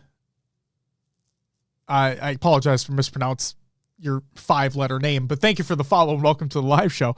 Lethal said the following: "Don't have it in me to reply to everyone who said something to me, but know that I appreciate it more than you know, and I don't know what else to say, except winning that losers final series was very, very needed for me, and I feel like a whole new man. And thank you to my team for making it possible."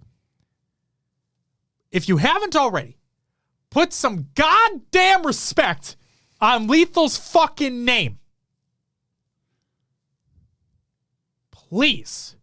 Oh, I'm just going to call you Sin then. That makes way more sense to me. He says it's from FF10. Sin is the main enemy in FF10, so I'm just going to call you Sin. Sin, thank you for the primer as well. You get a woo! Greatly appreciated. So Sin's BBEG? Big Bad Evil Guy? Yeah. More like a big bad evil like entity. Thing, yeah. Or being. It's Okay. weird. Sin in FF10 is weird, but whatever. Thank you for the primer regardless. So yeah, put some respect on Lethal's name if you haven't already. He is easily one of the best players in the world. He continues to be one of the best players in the world. And now that he's having fun, you better watch the fuck out. Let's get to what Spartan said. He says, thank you so much to everyone for all the support. It hurts a little to not win, but I'm so proud of my entire team for how far we've come in such a short time. We put in such hard work and we'll keep doing it. Love these guys truly.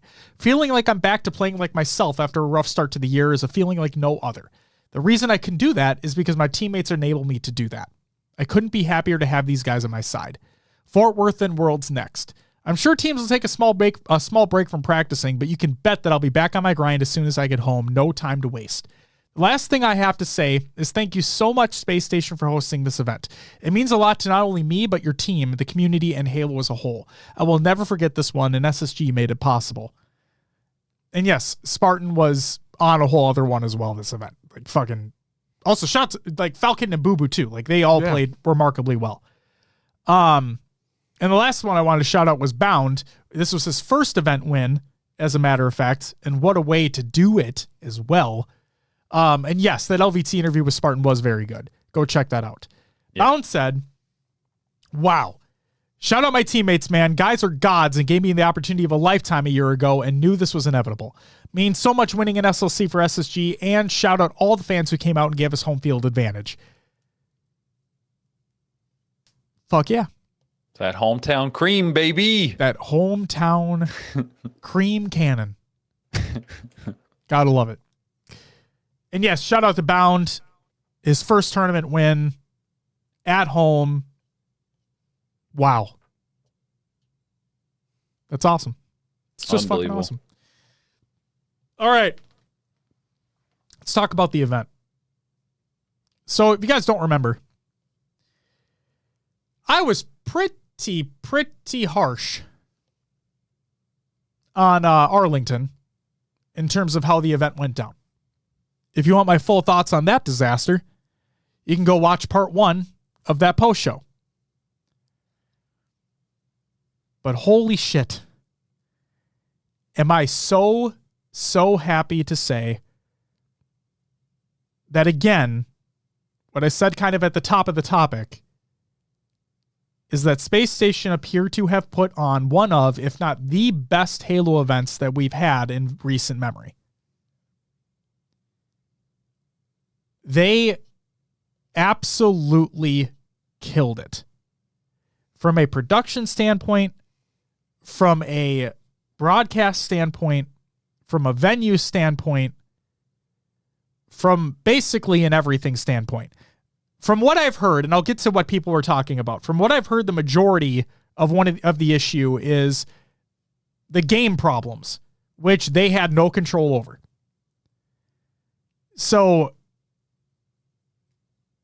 I'm so fucking happy that we get to praise basically everything about this event instead of dog shitting on it like Arlington.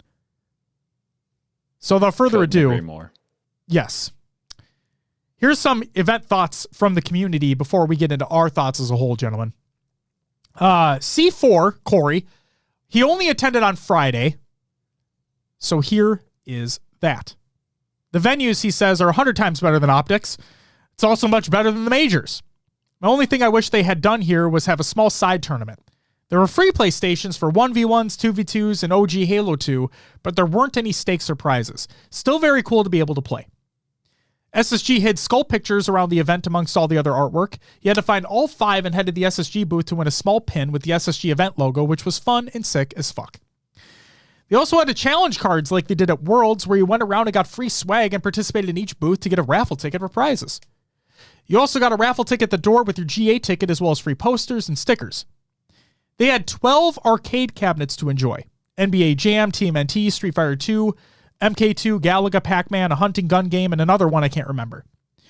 The 2v2 setup had free shirts and were advertising their PC setups as well, which was sick. There were several photo op areas, as well as one where they took 3 pictures of you holding flat prop guns that were sent to you in a QR code to download. The main stage bar area was dope, but the food was majorly expensive. The top balcony was for VIP only.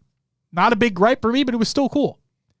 So again, if you got a VIP ticket, you got balcony seats. That's pretty sweet. I love balcony seats, Will. You know that. I do love that. Yeah. I like being in the pit. You do. Yeah. I like being secluded and just sitting up and just like Zordon is right now. Just fucking just watching up, over us. It's right pretty nice up here. I'm not gonna lie. There you go.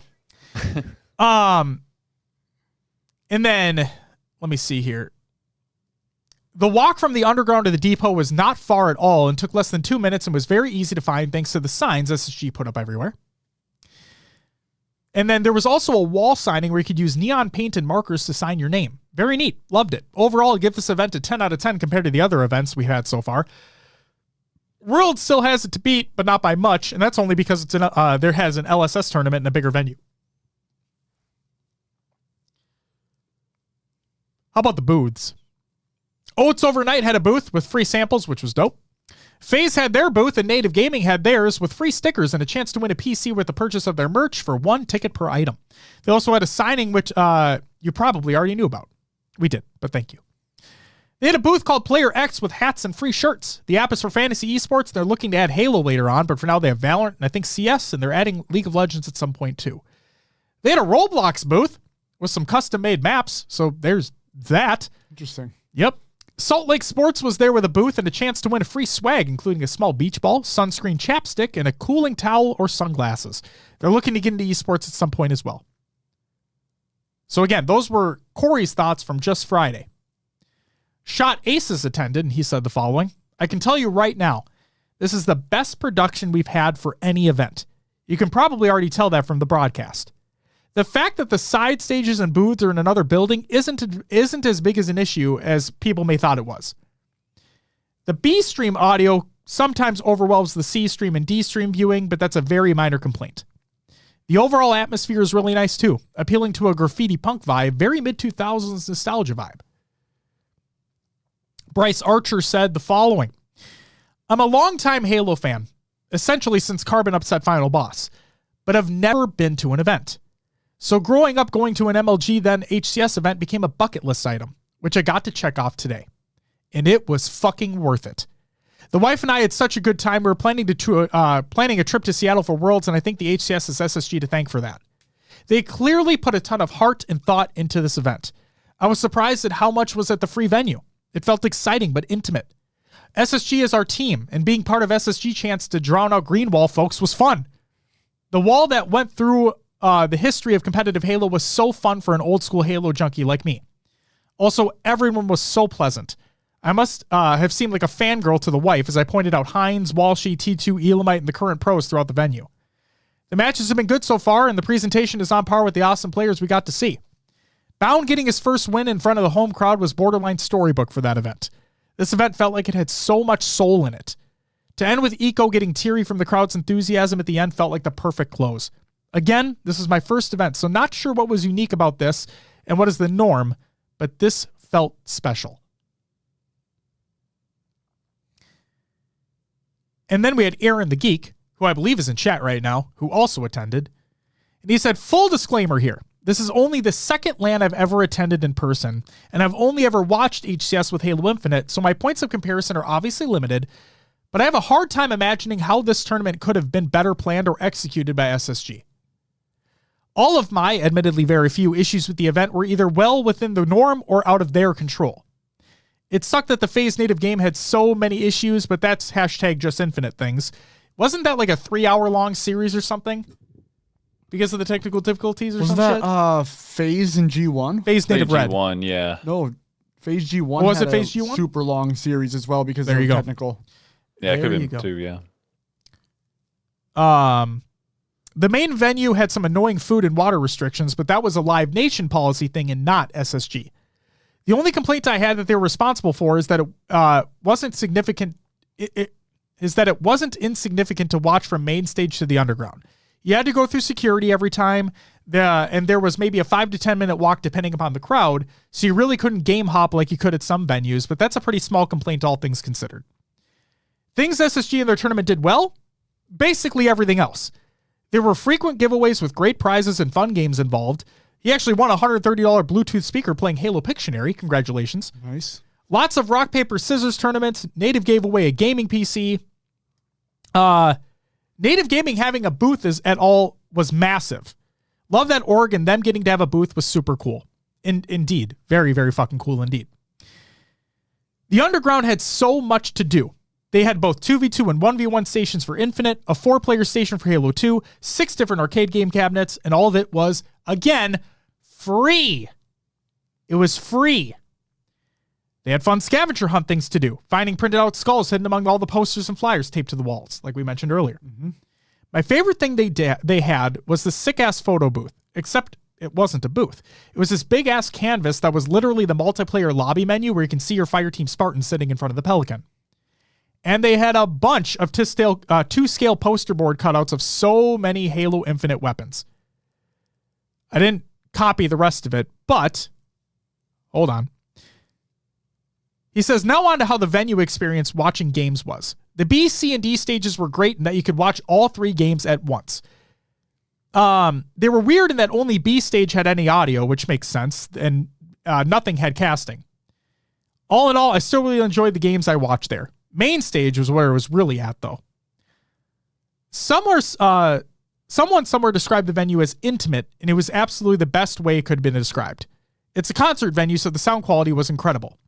Bashes, BR bursts, and sniper rounds have never felt so good. You could feel it in your chest. And when that place was packed because it was so small, it was super easy to get loud. And when it was quiet, it was easy to hear the chants start and join in. And once everyone joined in, the volume filled up the space. It was incredible. The best match for that was the Optic versus SSG because both teams' fans were just as loud. But the best thing was the after party on Saturday, where SSG and Overnight Oats provided free food, drink, and games at Dave & Buster's Arcade to anyone who showed up. I got to play Fireteam Raven with a Spartan. It was glorious. And that's all she wrote. And no, Aaron, believe it or not, you were not too late. And then real quick, adding to that after party, I want to talk about what Nightwing Menace said on Reddit. Okay. Which basically was the same sentiment. He said, this is an appreciation post. SSG and Overnight Oats partnered to give an after party at Dave & Buster's for every single fan who showed up. No kidding. They bought everyone food, drinks, non-alcoholic, and unlimited games for 3 hours straight.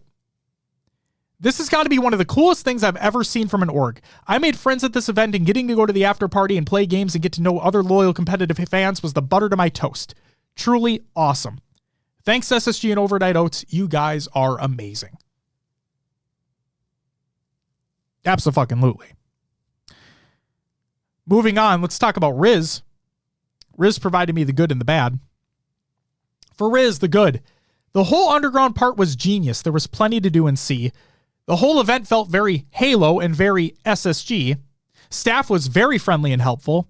Food was good with plenty of options. They only ran out of one food the whole event.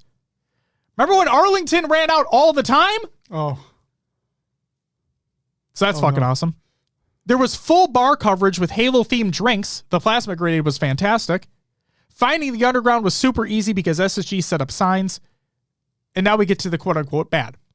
Seats at the underground and the depot were not very comfy. Found my ass hurting a lot and having to get up and take walks. The feature stations area was very, very hot. They had fans going, but it wasn't enough. The website lied, or there was setbacks at what times the doors opened. Also heard that from, I don't remember if it was Aaron or somebody else, but I did hear that as well. The main stage did not feel very main stagey to me due to limited space. The depot was the music venue. And Halo Infinite problems, crashing and whatnot. Again, completely out of their control. Overall, that's all I can think of overall. Freaking loved the event.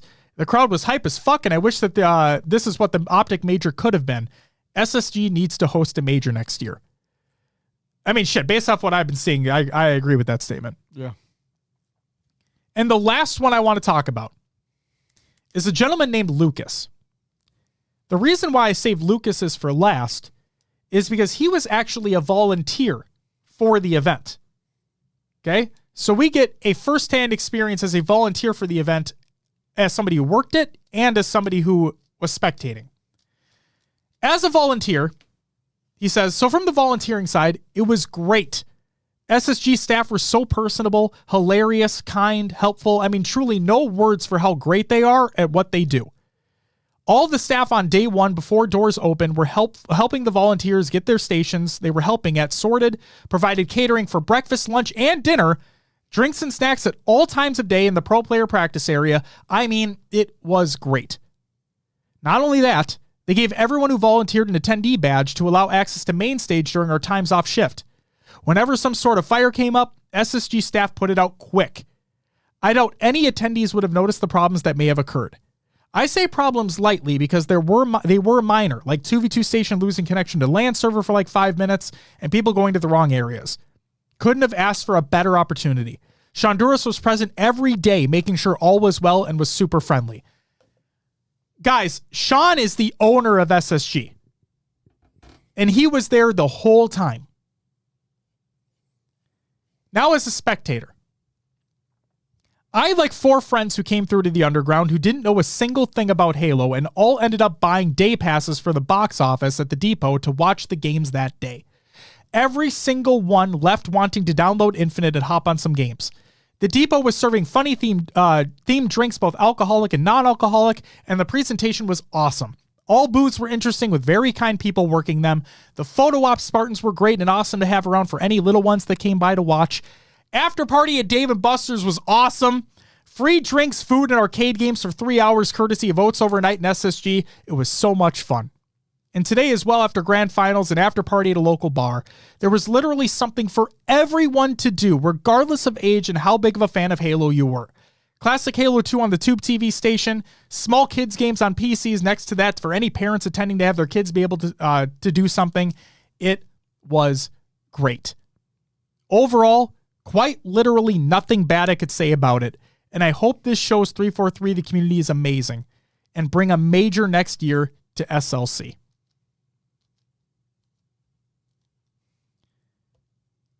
Guys, I'm not going to lie. I need to take a piss. So, Will, I'm going to hand it over to you. Please provide your overall thoughts for the event as somebody who spectated from home. What were your thoughts? I'll be right back. Sure.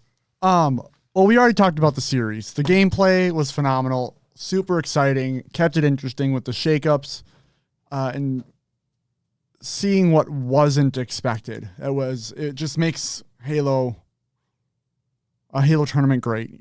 Not just going through the motions and, oh yeah, everyone who we expect to win is going to win, except seeing SSG win. Great. As far as spectating the broadcast itself, the venue looked cool. It was something different than your normal just HCS branding. You know, they had the graffiti, that kind of underground look to it. Awesome to see. They had skits again. I think everybody loved the fucking ball pit. We still need to get our own here. It's got to happen, chat. Come on. Yeah.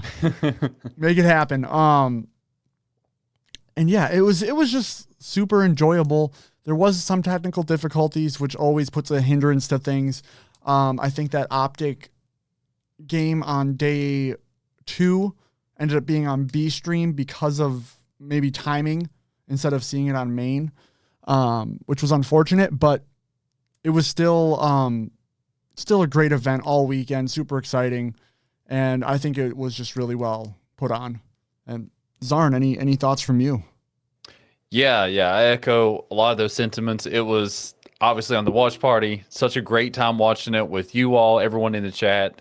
We had a blast. Also, I mean, like you said, they really, I feel like, leaned into the fun, and it just showed how much, I think it was Bryce who said, and those that Josh was saying, it's like, it showed so much heart and so much thought in this. You know, you can tell that they really care, and they give a shit, unlike what we might have seen at Arlington. But anyways, It was such an amazing video. It really gave me old school MLG vibes from like the graffiti and stuff. And then it makes me think of like, I'm pretty sure it was 2007. They had the players for like Final Ball, Straight Rippin', and Carbon especially. Those are the three I remember. Sitting in like this random alley with like little graffiti on. That's what it really took me back to, with some like old MLG vibes. And then the casters being way up in the air at the balcony overlooking. Also,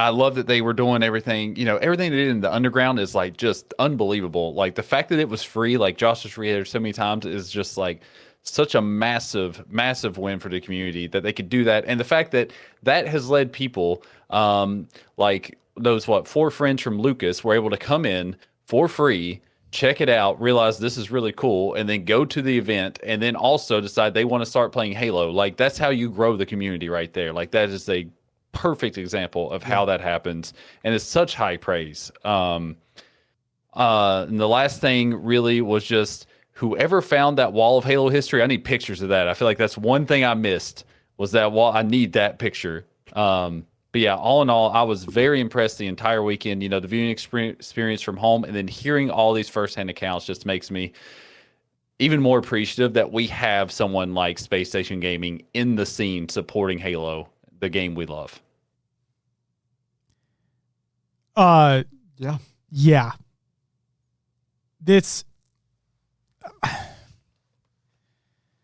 I'm so mad that like we weren't able to be there, obviously, because this sounds like the event, and it always sounded like it was the event to be there, like to be at. That I share everybody's exact same sentiment. Zarn, you had already said it, but I'm going to reiterate it as well, as that I attended Arlington. Okay. And all the thought was, oh my God, this is going to be hosted by Optic. We know that they can put on an insane event. This is going to be amazing. And then you get there and it was literally anything but. Yes, the game that was played and the teams competing did a phenomenal job. Like they made it entertaining and exciting. But everything surrounding that event was fucking abysmal. And I stand by that. I've never been soured so much by an event in my life. And that was, I couldn't believe it, especially for a major, that you don't even have a singular other team's booth there for merchandise. Nothing. It was awful. To go to something like this, to go to an event that wasn't even a major. This wasn't even a major. This is a global invitational. SSG were given the opportunity to run buck wild with whatever they wanted to do for this. And I said it at the beginning of the topic and I'll say it again. They did. Fuck it. They, in my opinion, ran the best event we've ever seen. And like, I've never been to an old school MLG event. Okay. Like I watched it all the time online, but I never went to one of those events. But in terms of the HCS, at least, at the very least, this is easily the best event that I think has ever been put on. And Zarn, you said it, and I'll reiterate.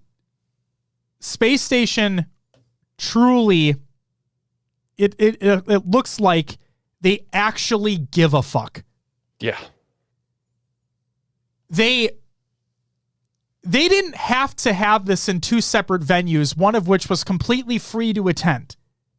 They didn't have to, but they did it anyway. Sean did not have to. This is Unitron, by the way. Unitron didn't have to go on Twitter and be like, hey guys, what feedback do you have before we have this event? What would you like to see that you haven't seen at other events before? What can we do to make your experience better before the event has even taken place? They didn't have to do that, but they did it anyway. They actually give a shit. And I know that the HCS appears to not be in the best shape, okay?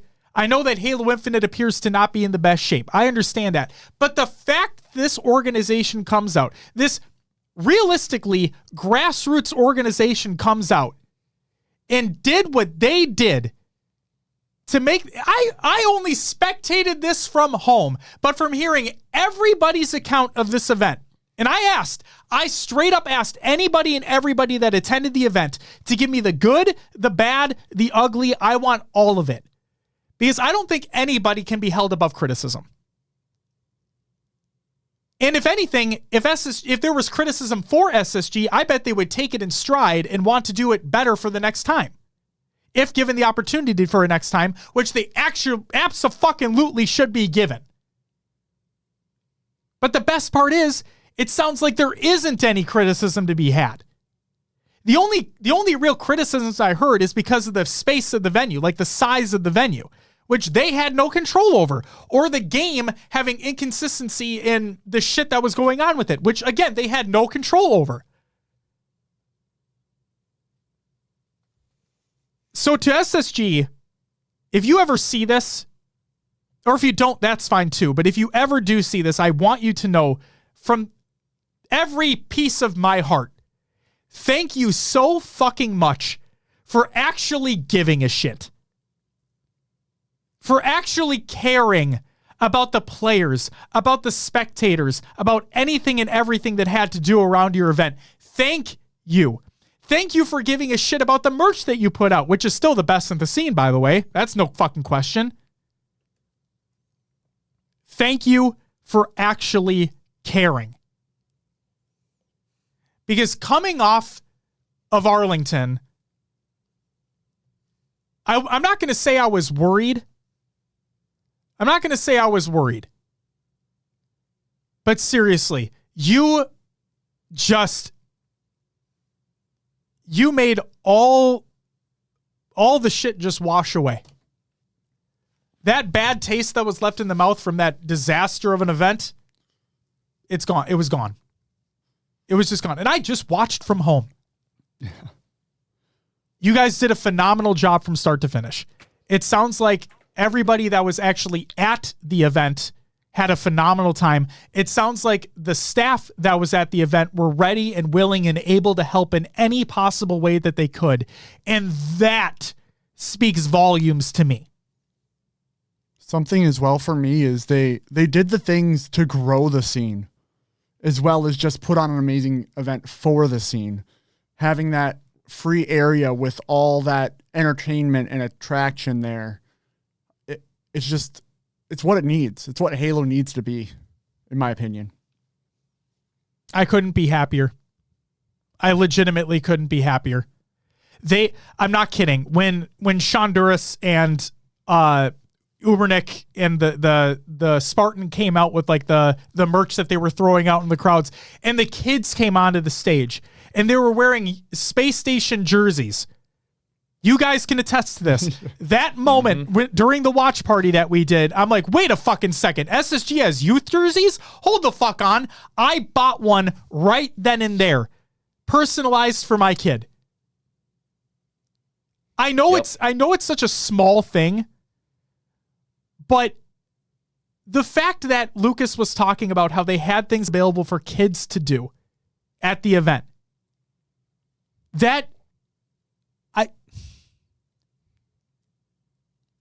again, to Sean, to everybody at SSG, thank you so fucking much for this event. I sincerely hope you guys are able to host a major, because if it was anything like the effort and the time and the dedication and the resources and the love and the passion that you put into your event, if it's anything like that, guys are going to keep fucking hitting home runs the entire time. You guys deserve all of the absolute praise in the world right now. I mean that. And I'm so glad that everybody that was able to attend that event in person had the time of their lives. You guys didn't have to do half the shit you did, but you did it anyway. That's the thing. You did it anyway.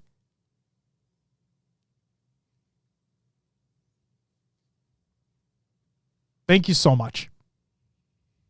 Keep it up. We'll keep buying merch from you. So fuck it, All the merch. Also, please restock your merch now. Anyways. Oh, yeah. My only complaint.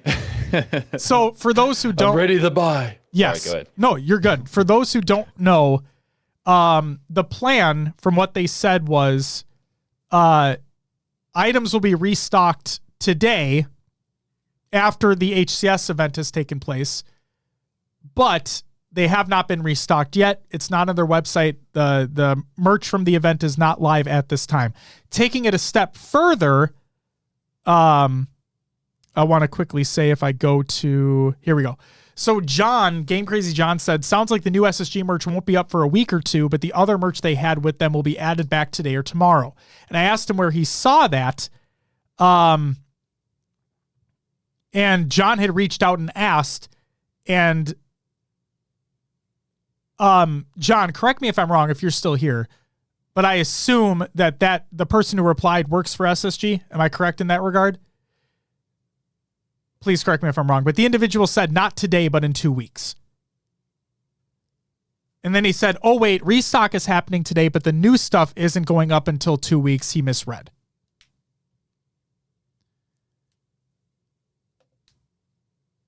So there you go. So hopefully the restock happens at some point today. And regardless, we'll retweet when the fucking stuff goes live on the shop. Don't you worry about that. So if you want to stay locked to that, you can. Queen Tweedledee, thank you for the follow. Welcome to the live show. Peanut Mutt says, even at home, this was the best event. It made me feel like the scene is better than it's ever been. Seeing the passion is super contagious.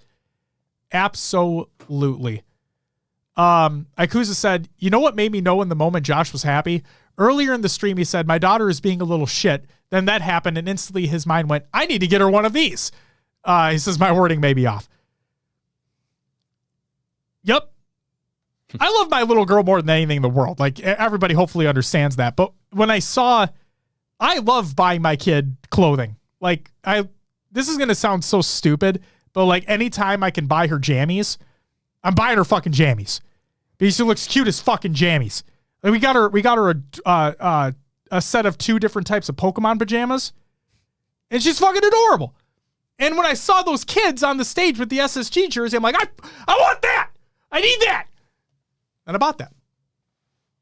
So, got her name on the back of it. Super fucking excited. Can't wait.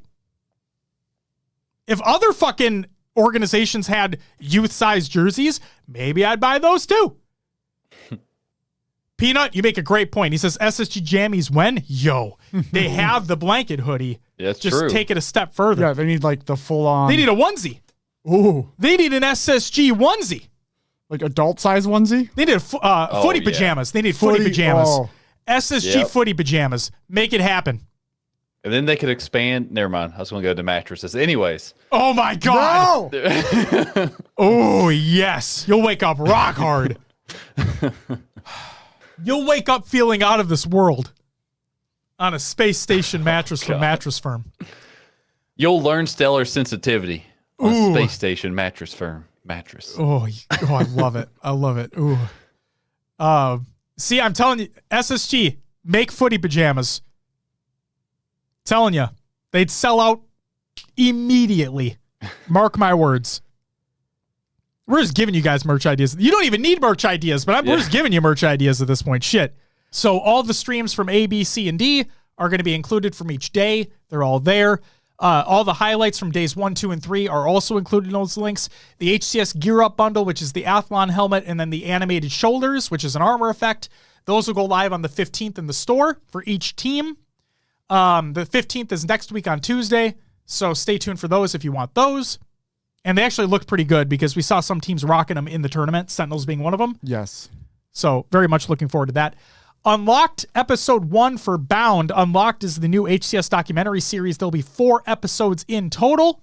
There will be 3 more after this Bound episode. Episode 1 is out right now. Go check out that video. And then finally, one of the coolest and weirdest announcements that happened over the weekend was a tweet that went out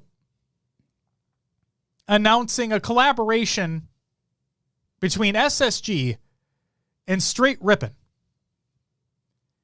So Tom T-Squared Taylor was at the event. And it was like, oh, that's really fucking cool. Tom's there. I wonder why Tom's there. He's just maybe just enjoying the event. Well, little did we know that he had a little announcement under his sleeve.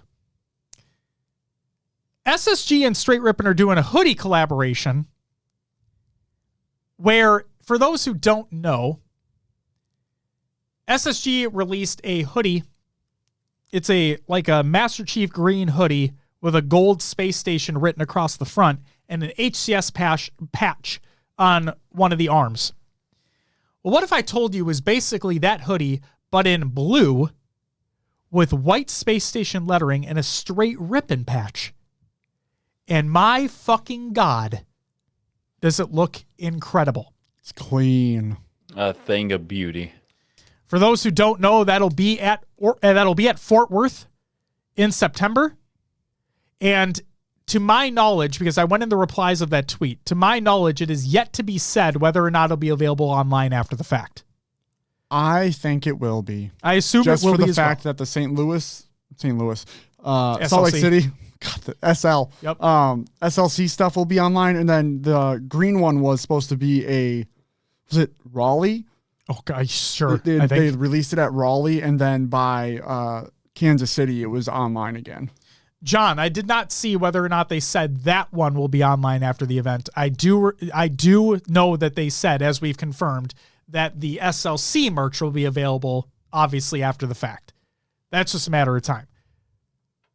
But yes, I would also assume that this would be available too, but we don't know as of yet. But either way, the hoodie looks fire. Can't fucking wait.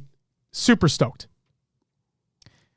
And then, of course, the links to the brackets for pools and championship bracket are included in the Google Doc, the show notes of the show as well. Make sure to click those links if you're interested in them. That's it for our topic. Let's get into some regular news. The August update preview. What the fuck was that? August. The August update preview by 343. First up, Ash, I don't have any thoughts on the upcoming Open Championships because good luck to the teams competing. This is going to sound awful, but I assume that the teams might not get very far at Fort Worth. But maybe that's just me being an asshole. I don't know. We'll have to wait and see. But regardless, we're going to talk about the results next week, so maybe there'll be something to talk about then. But for the August update preview by 343, Dredge, our newest map, Dredge, is entering Halo Infinite's lineup next week with inspiration directly from Halo Reach's popular map Countdown, arguably one of the worst fucking maps in the game. Their forged homage is sure to make a lasting impression. When diving into the map for the first time, players can expect a new take on the scenery and refreshed gameplay flow. Starting next Wednesday, you'll be able to play Dredge all day long in the Dredge 24/7 playlist. If you don't remember what Clutch was talking about on the broadcast, he said that there is now a new way to fall off the map. So that's fucking fun. Said no one ever. And also, it is not going to be in the HCS rotation. It is not going to be in the HCS rotation. It'll be in some ranked playlists, but it'll not be in the HCS rotation. Community requests. You asked, we answered. To an extent. In addition to a new multiplayer map, the Halo Infinite team has really been focusing their efforts on top community requests. Let's take a look at the feedback topics they went after, shall we? Improved Pelican vehicle drops. Thank fucking God. After cracking open the code for Pelican vehicle deliveries in Big Team Battle, we found a few different systems that use specific markers that work together to deliver vehicles. While predictable, the outcome was not quite the same as the consistent, symmetrical vehicle drops that Halo fans typically prefer. Typically? How about all the fucking time prefer? You're telling me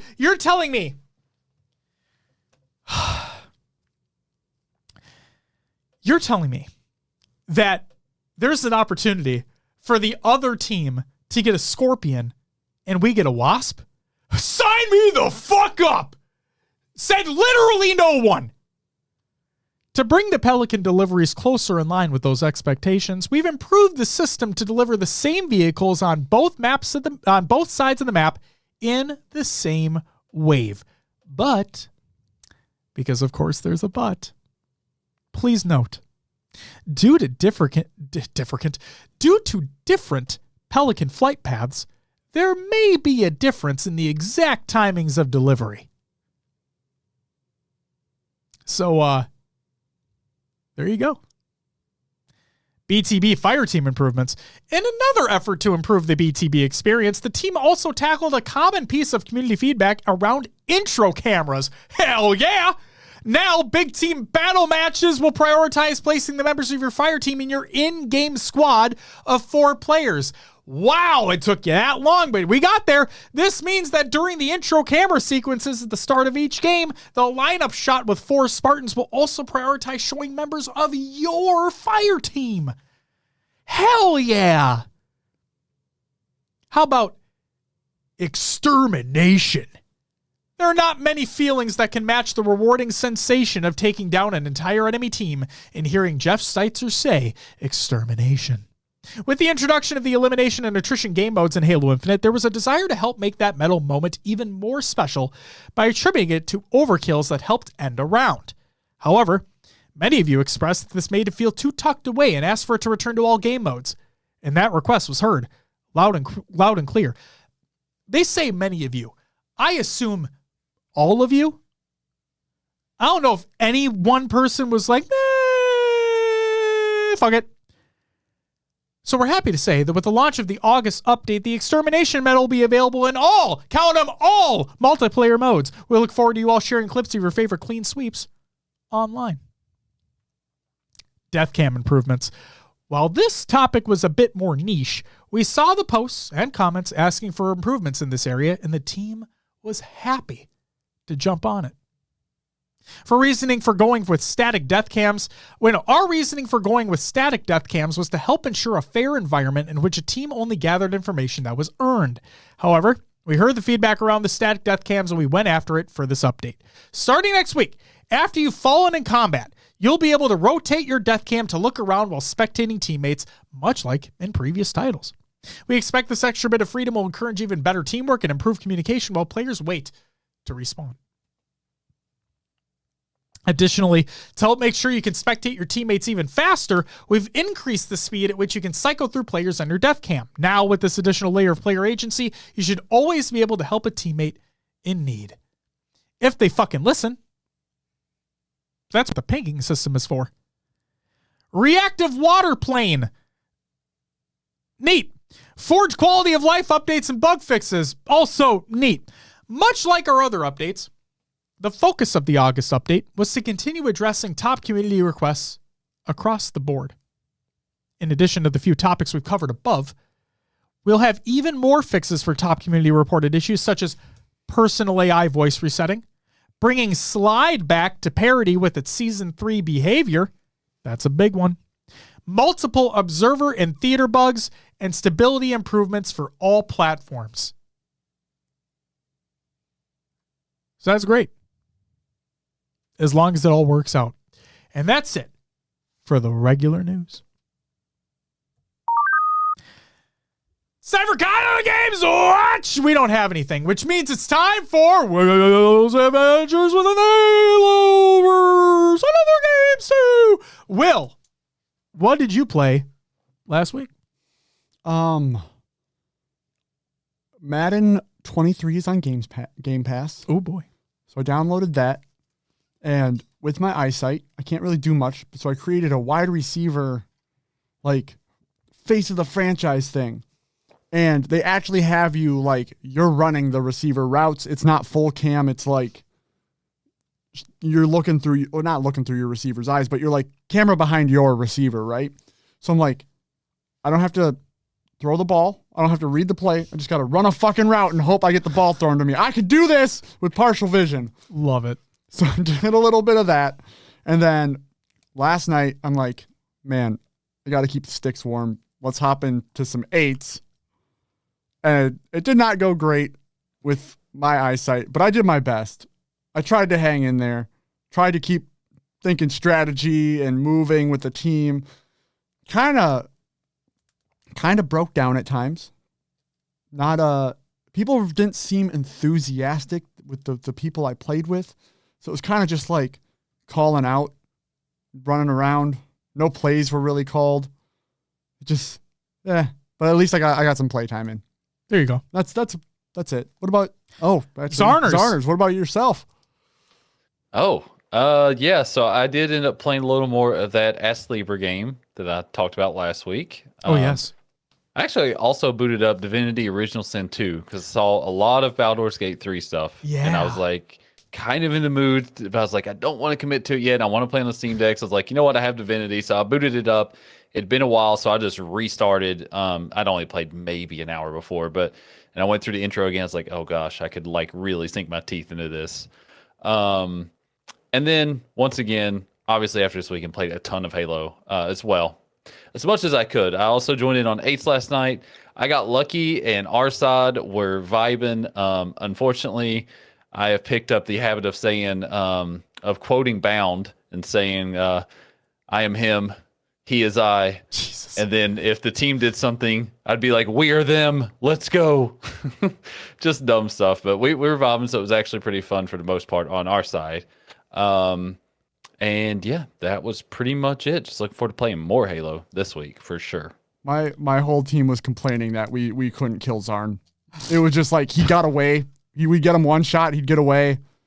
Just the whole night being a nuisance. One thing to say that. I am him. Oh my God. It's that fiber. It's that fiber connection. He's like a laded dartboard in the playdates. Oh God. Yeah. Just won't fucking die the entire time. Him and his fucking space station skin. Oh, speaking of the space station skin. Yeah. So I've equipped the Mirage Core. Yeah, same here. And I thought it looked too bulky. You can remove the shoulder pieces. Yeah. And it's just like the under. Yeah. I didn't know you could do that on that core. There you go. And I was like, oh, this actually looks sick. I'm going to run with this. I'm also running the space station skin on the Mirage Core now. Yeah. I played Baldur's Gate 3. Speaking of which, Zarn. Heck yeah. The game's fucking rad. And I'm a little bitch in that game.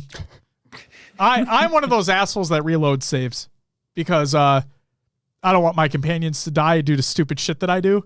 Because I'm still learning. Like I've honest to God never played one of these CRPGs before. So like I never realized that like literally everything interacts with basically everything else. So yeah, just trying to learn everything about that. I found a dog and it's awesome. And I'm hoping that the dog will join my party. And I'm waiting to see if that happens. So that's it's still very, very early on in the game, but it's fucking cool. It's a great game. I graciously got to spectate some of your gaming. Yeah, you get to spectate the booby traps. Yeah, well, yeah. One of my favorite things is like this room is filled with traps, and then all of a sudden this dialogue cutscene happens, and then the traps start going off in the background, just like setting everything on fire. It's reacting to the characters in the room, and there's just nothing you can do because you're in dialogue. And I'm like, oh my God. And then not spoiling anything, but like one of my party members was talking to me in the afterlife. It was like, if you want to res me, here's what you got to do. And it gave me like a fucking laundry list of shit to do. Yep. And I'm like, no, reload. Yes, That's Snag. amazing. Snag, if I'm able to get the dog in my party, I'm absolutely protecting that fucker with my life. Also, 2 questions on it before we move on. Yeah. One, are you playing on PC or Steam Deck? Technically both. I have yet to boot it up on Steam Deck, but yes, I'm playing on PC. Yeah, I'm curious how it ran. So I've seen so many reports of like people having crashes, but then there's also a bunch of reports like, oh, it's fine. Just run it at medium settings and you're fine. So like I'll play it and we'll see what happens. What was your other question? Okay. The other one was, it's more of a statement. It's just the fact that you can also co-op on that game. And when you're co-oping, like I have 2 friends who are doing it. They literally are just going off doing their own thing and creating like side stories. And then when they come back together, like a bunch of crazy shit's just happening to them. Oh, that's insane. From what they said. Yeah, it's nuts. The amount of depth and just the freedom you have in that game. You really do, because you can completely split apart party members and like move them completely independently of one another. And that game's fucking crazy in terms of depth. Yeah. So there you go. Yeah, that's literally all I played because we had the tournament this weekend, so I didn't really have much time to play anything else. All right. With that, I think it's time for some shout-outs. First up, happy belated birthday to Martin Ohms. Love you. Ogre 1 and Ogre 2. Shout out to everyone who joined in our first ever event watch party, which was pretty fucking dope. And then real quick, I put this at the end, but Zarner, shout out yet again for joining us on this special edition of the live show and for joining us for that entire watch party. Hope you had fun, and thank you so much for your time.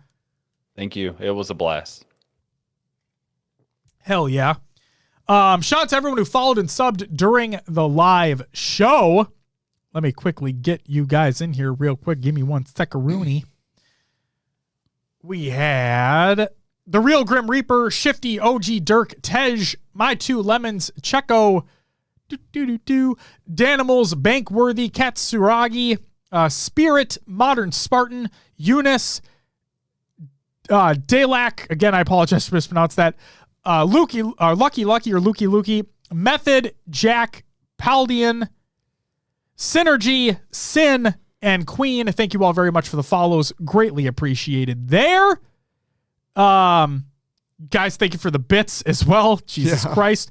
And then Delac, Sleepy Fox, and Sin, thank you all for the subs. You all get a woo! Greatly appreciated there as well. Shout out to everyone who's a patron at the semi-pro and higher tiers. Will's going to shout out the Patreon shortly. That includes Raider Hater, Uncle Puppy, Peanut Butt, One Swole Danny, Pistol RX, Danny Phantom, Riznak, Zarners, there he is, Obby Joy, Mr. Smiley, High Tech Redneck, Goalie Sniper, Heavy Rainfall, Elated Dartboard, and Carnage. You guys are fucking amazing. Thank you for your continued support over there on the Patreon. That's all I got for the shout-outs. Let's move into some community creations. Halo memes every day, reddit.com/r/Halo memes. If that's still even going at this point. It's kind of gotten to the point where I don't even check it anymore, so hopefully it's still there. But hey, as I always say, fuck the Reddit CEO. Back-to-back Halo champs. The FaZe HCS Arlington documentary is in the show notes. Go check that out. We have Forge features for August 4th, 2023 by 343. And then we have Reacting to Championship Sunday on HCS Salt Lake City by All In Juan, who sent us that amazing audio from earlier as well. So shout out to you, Juan. Will, Sarn, that's all I got. So, Will, if you would do me a favor and plug this fucking thing.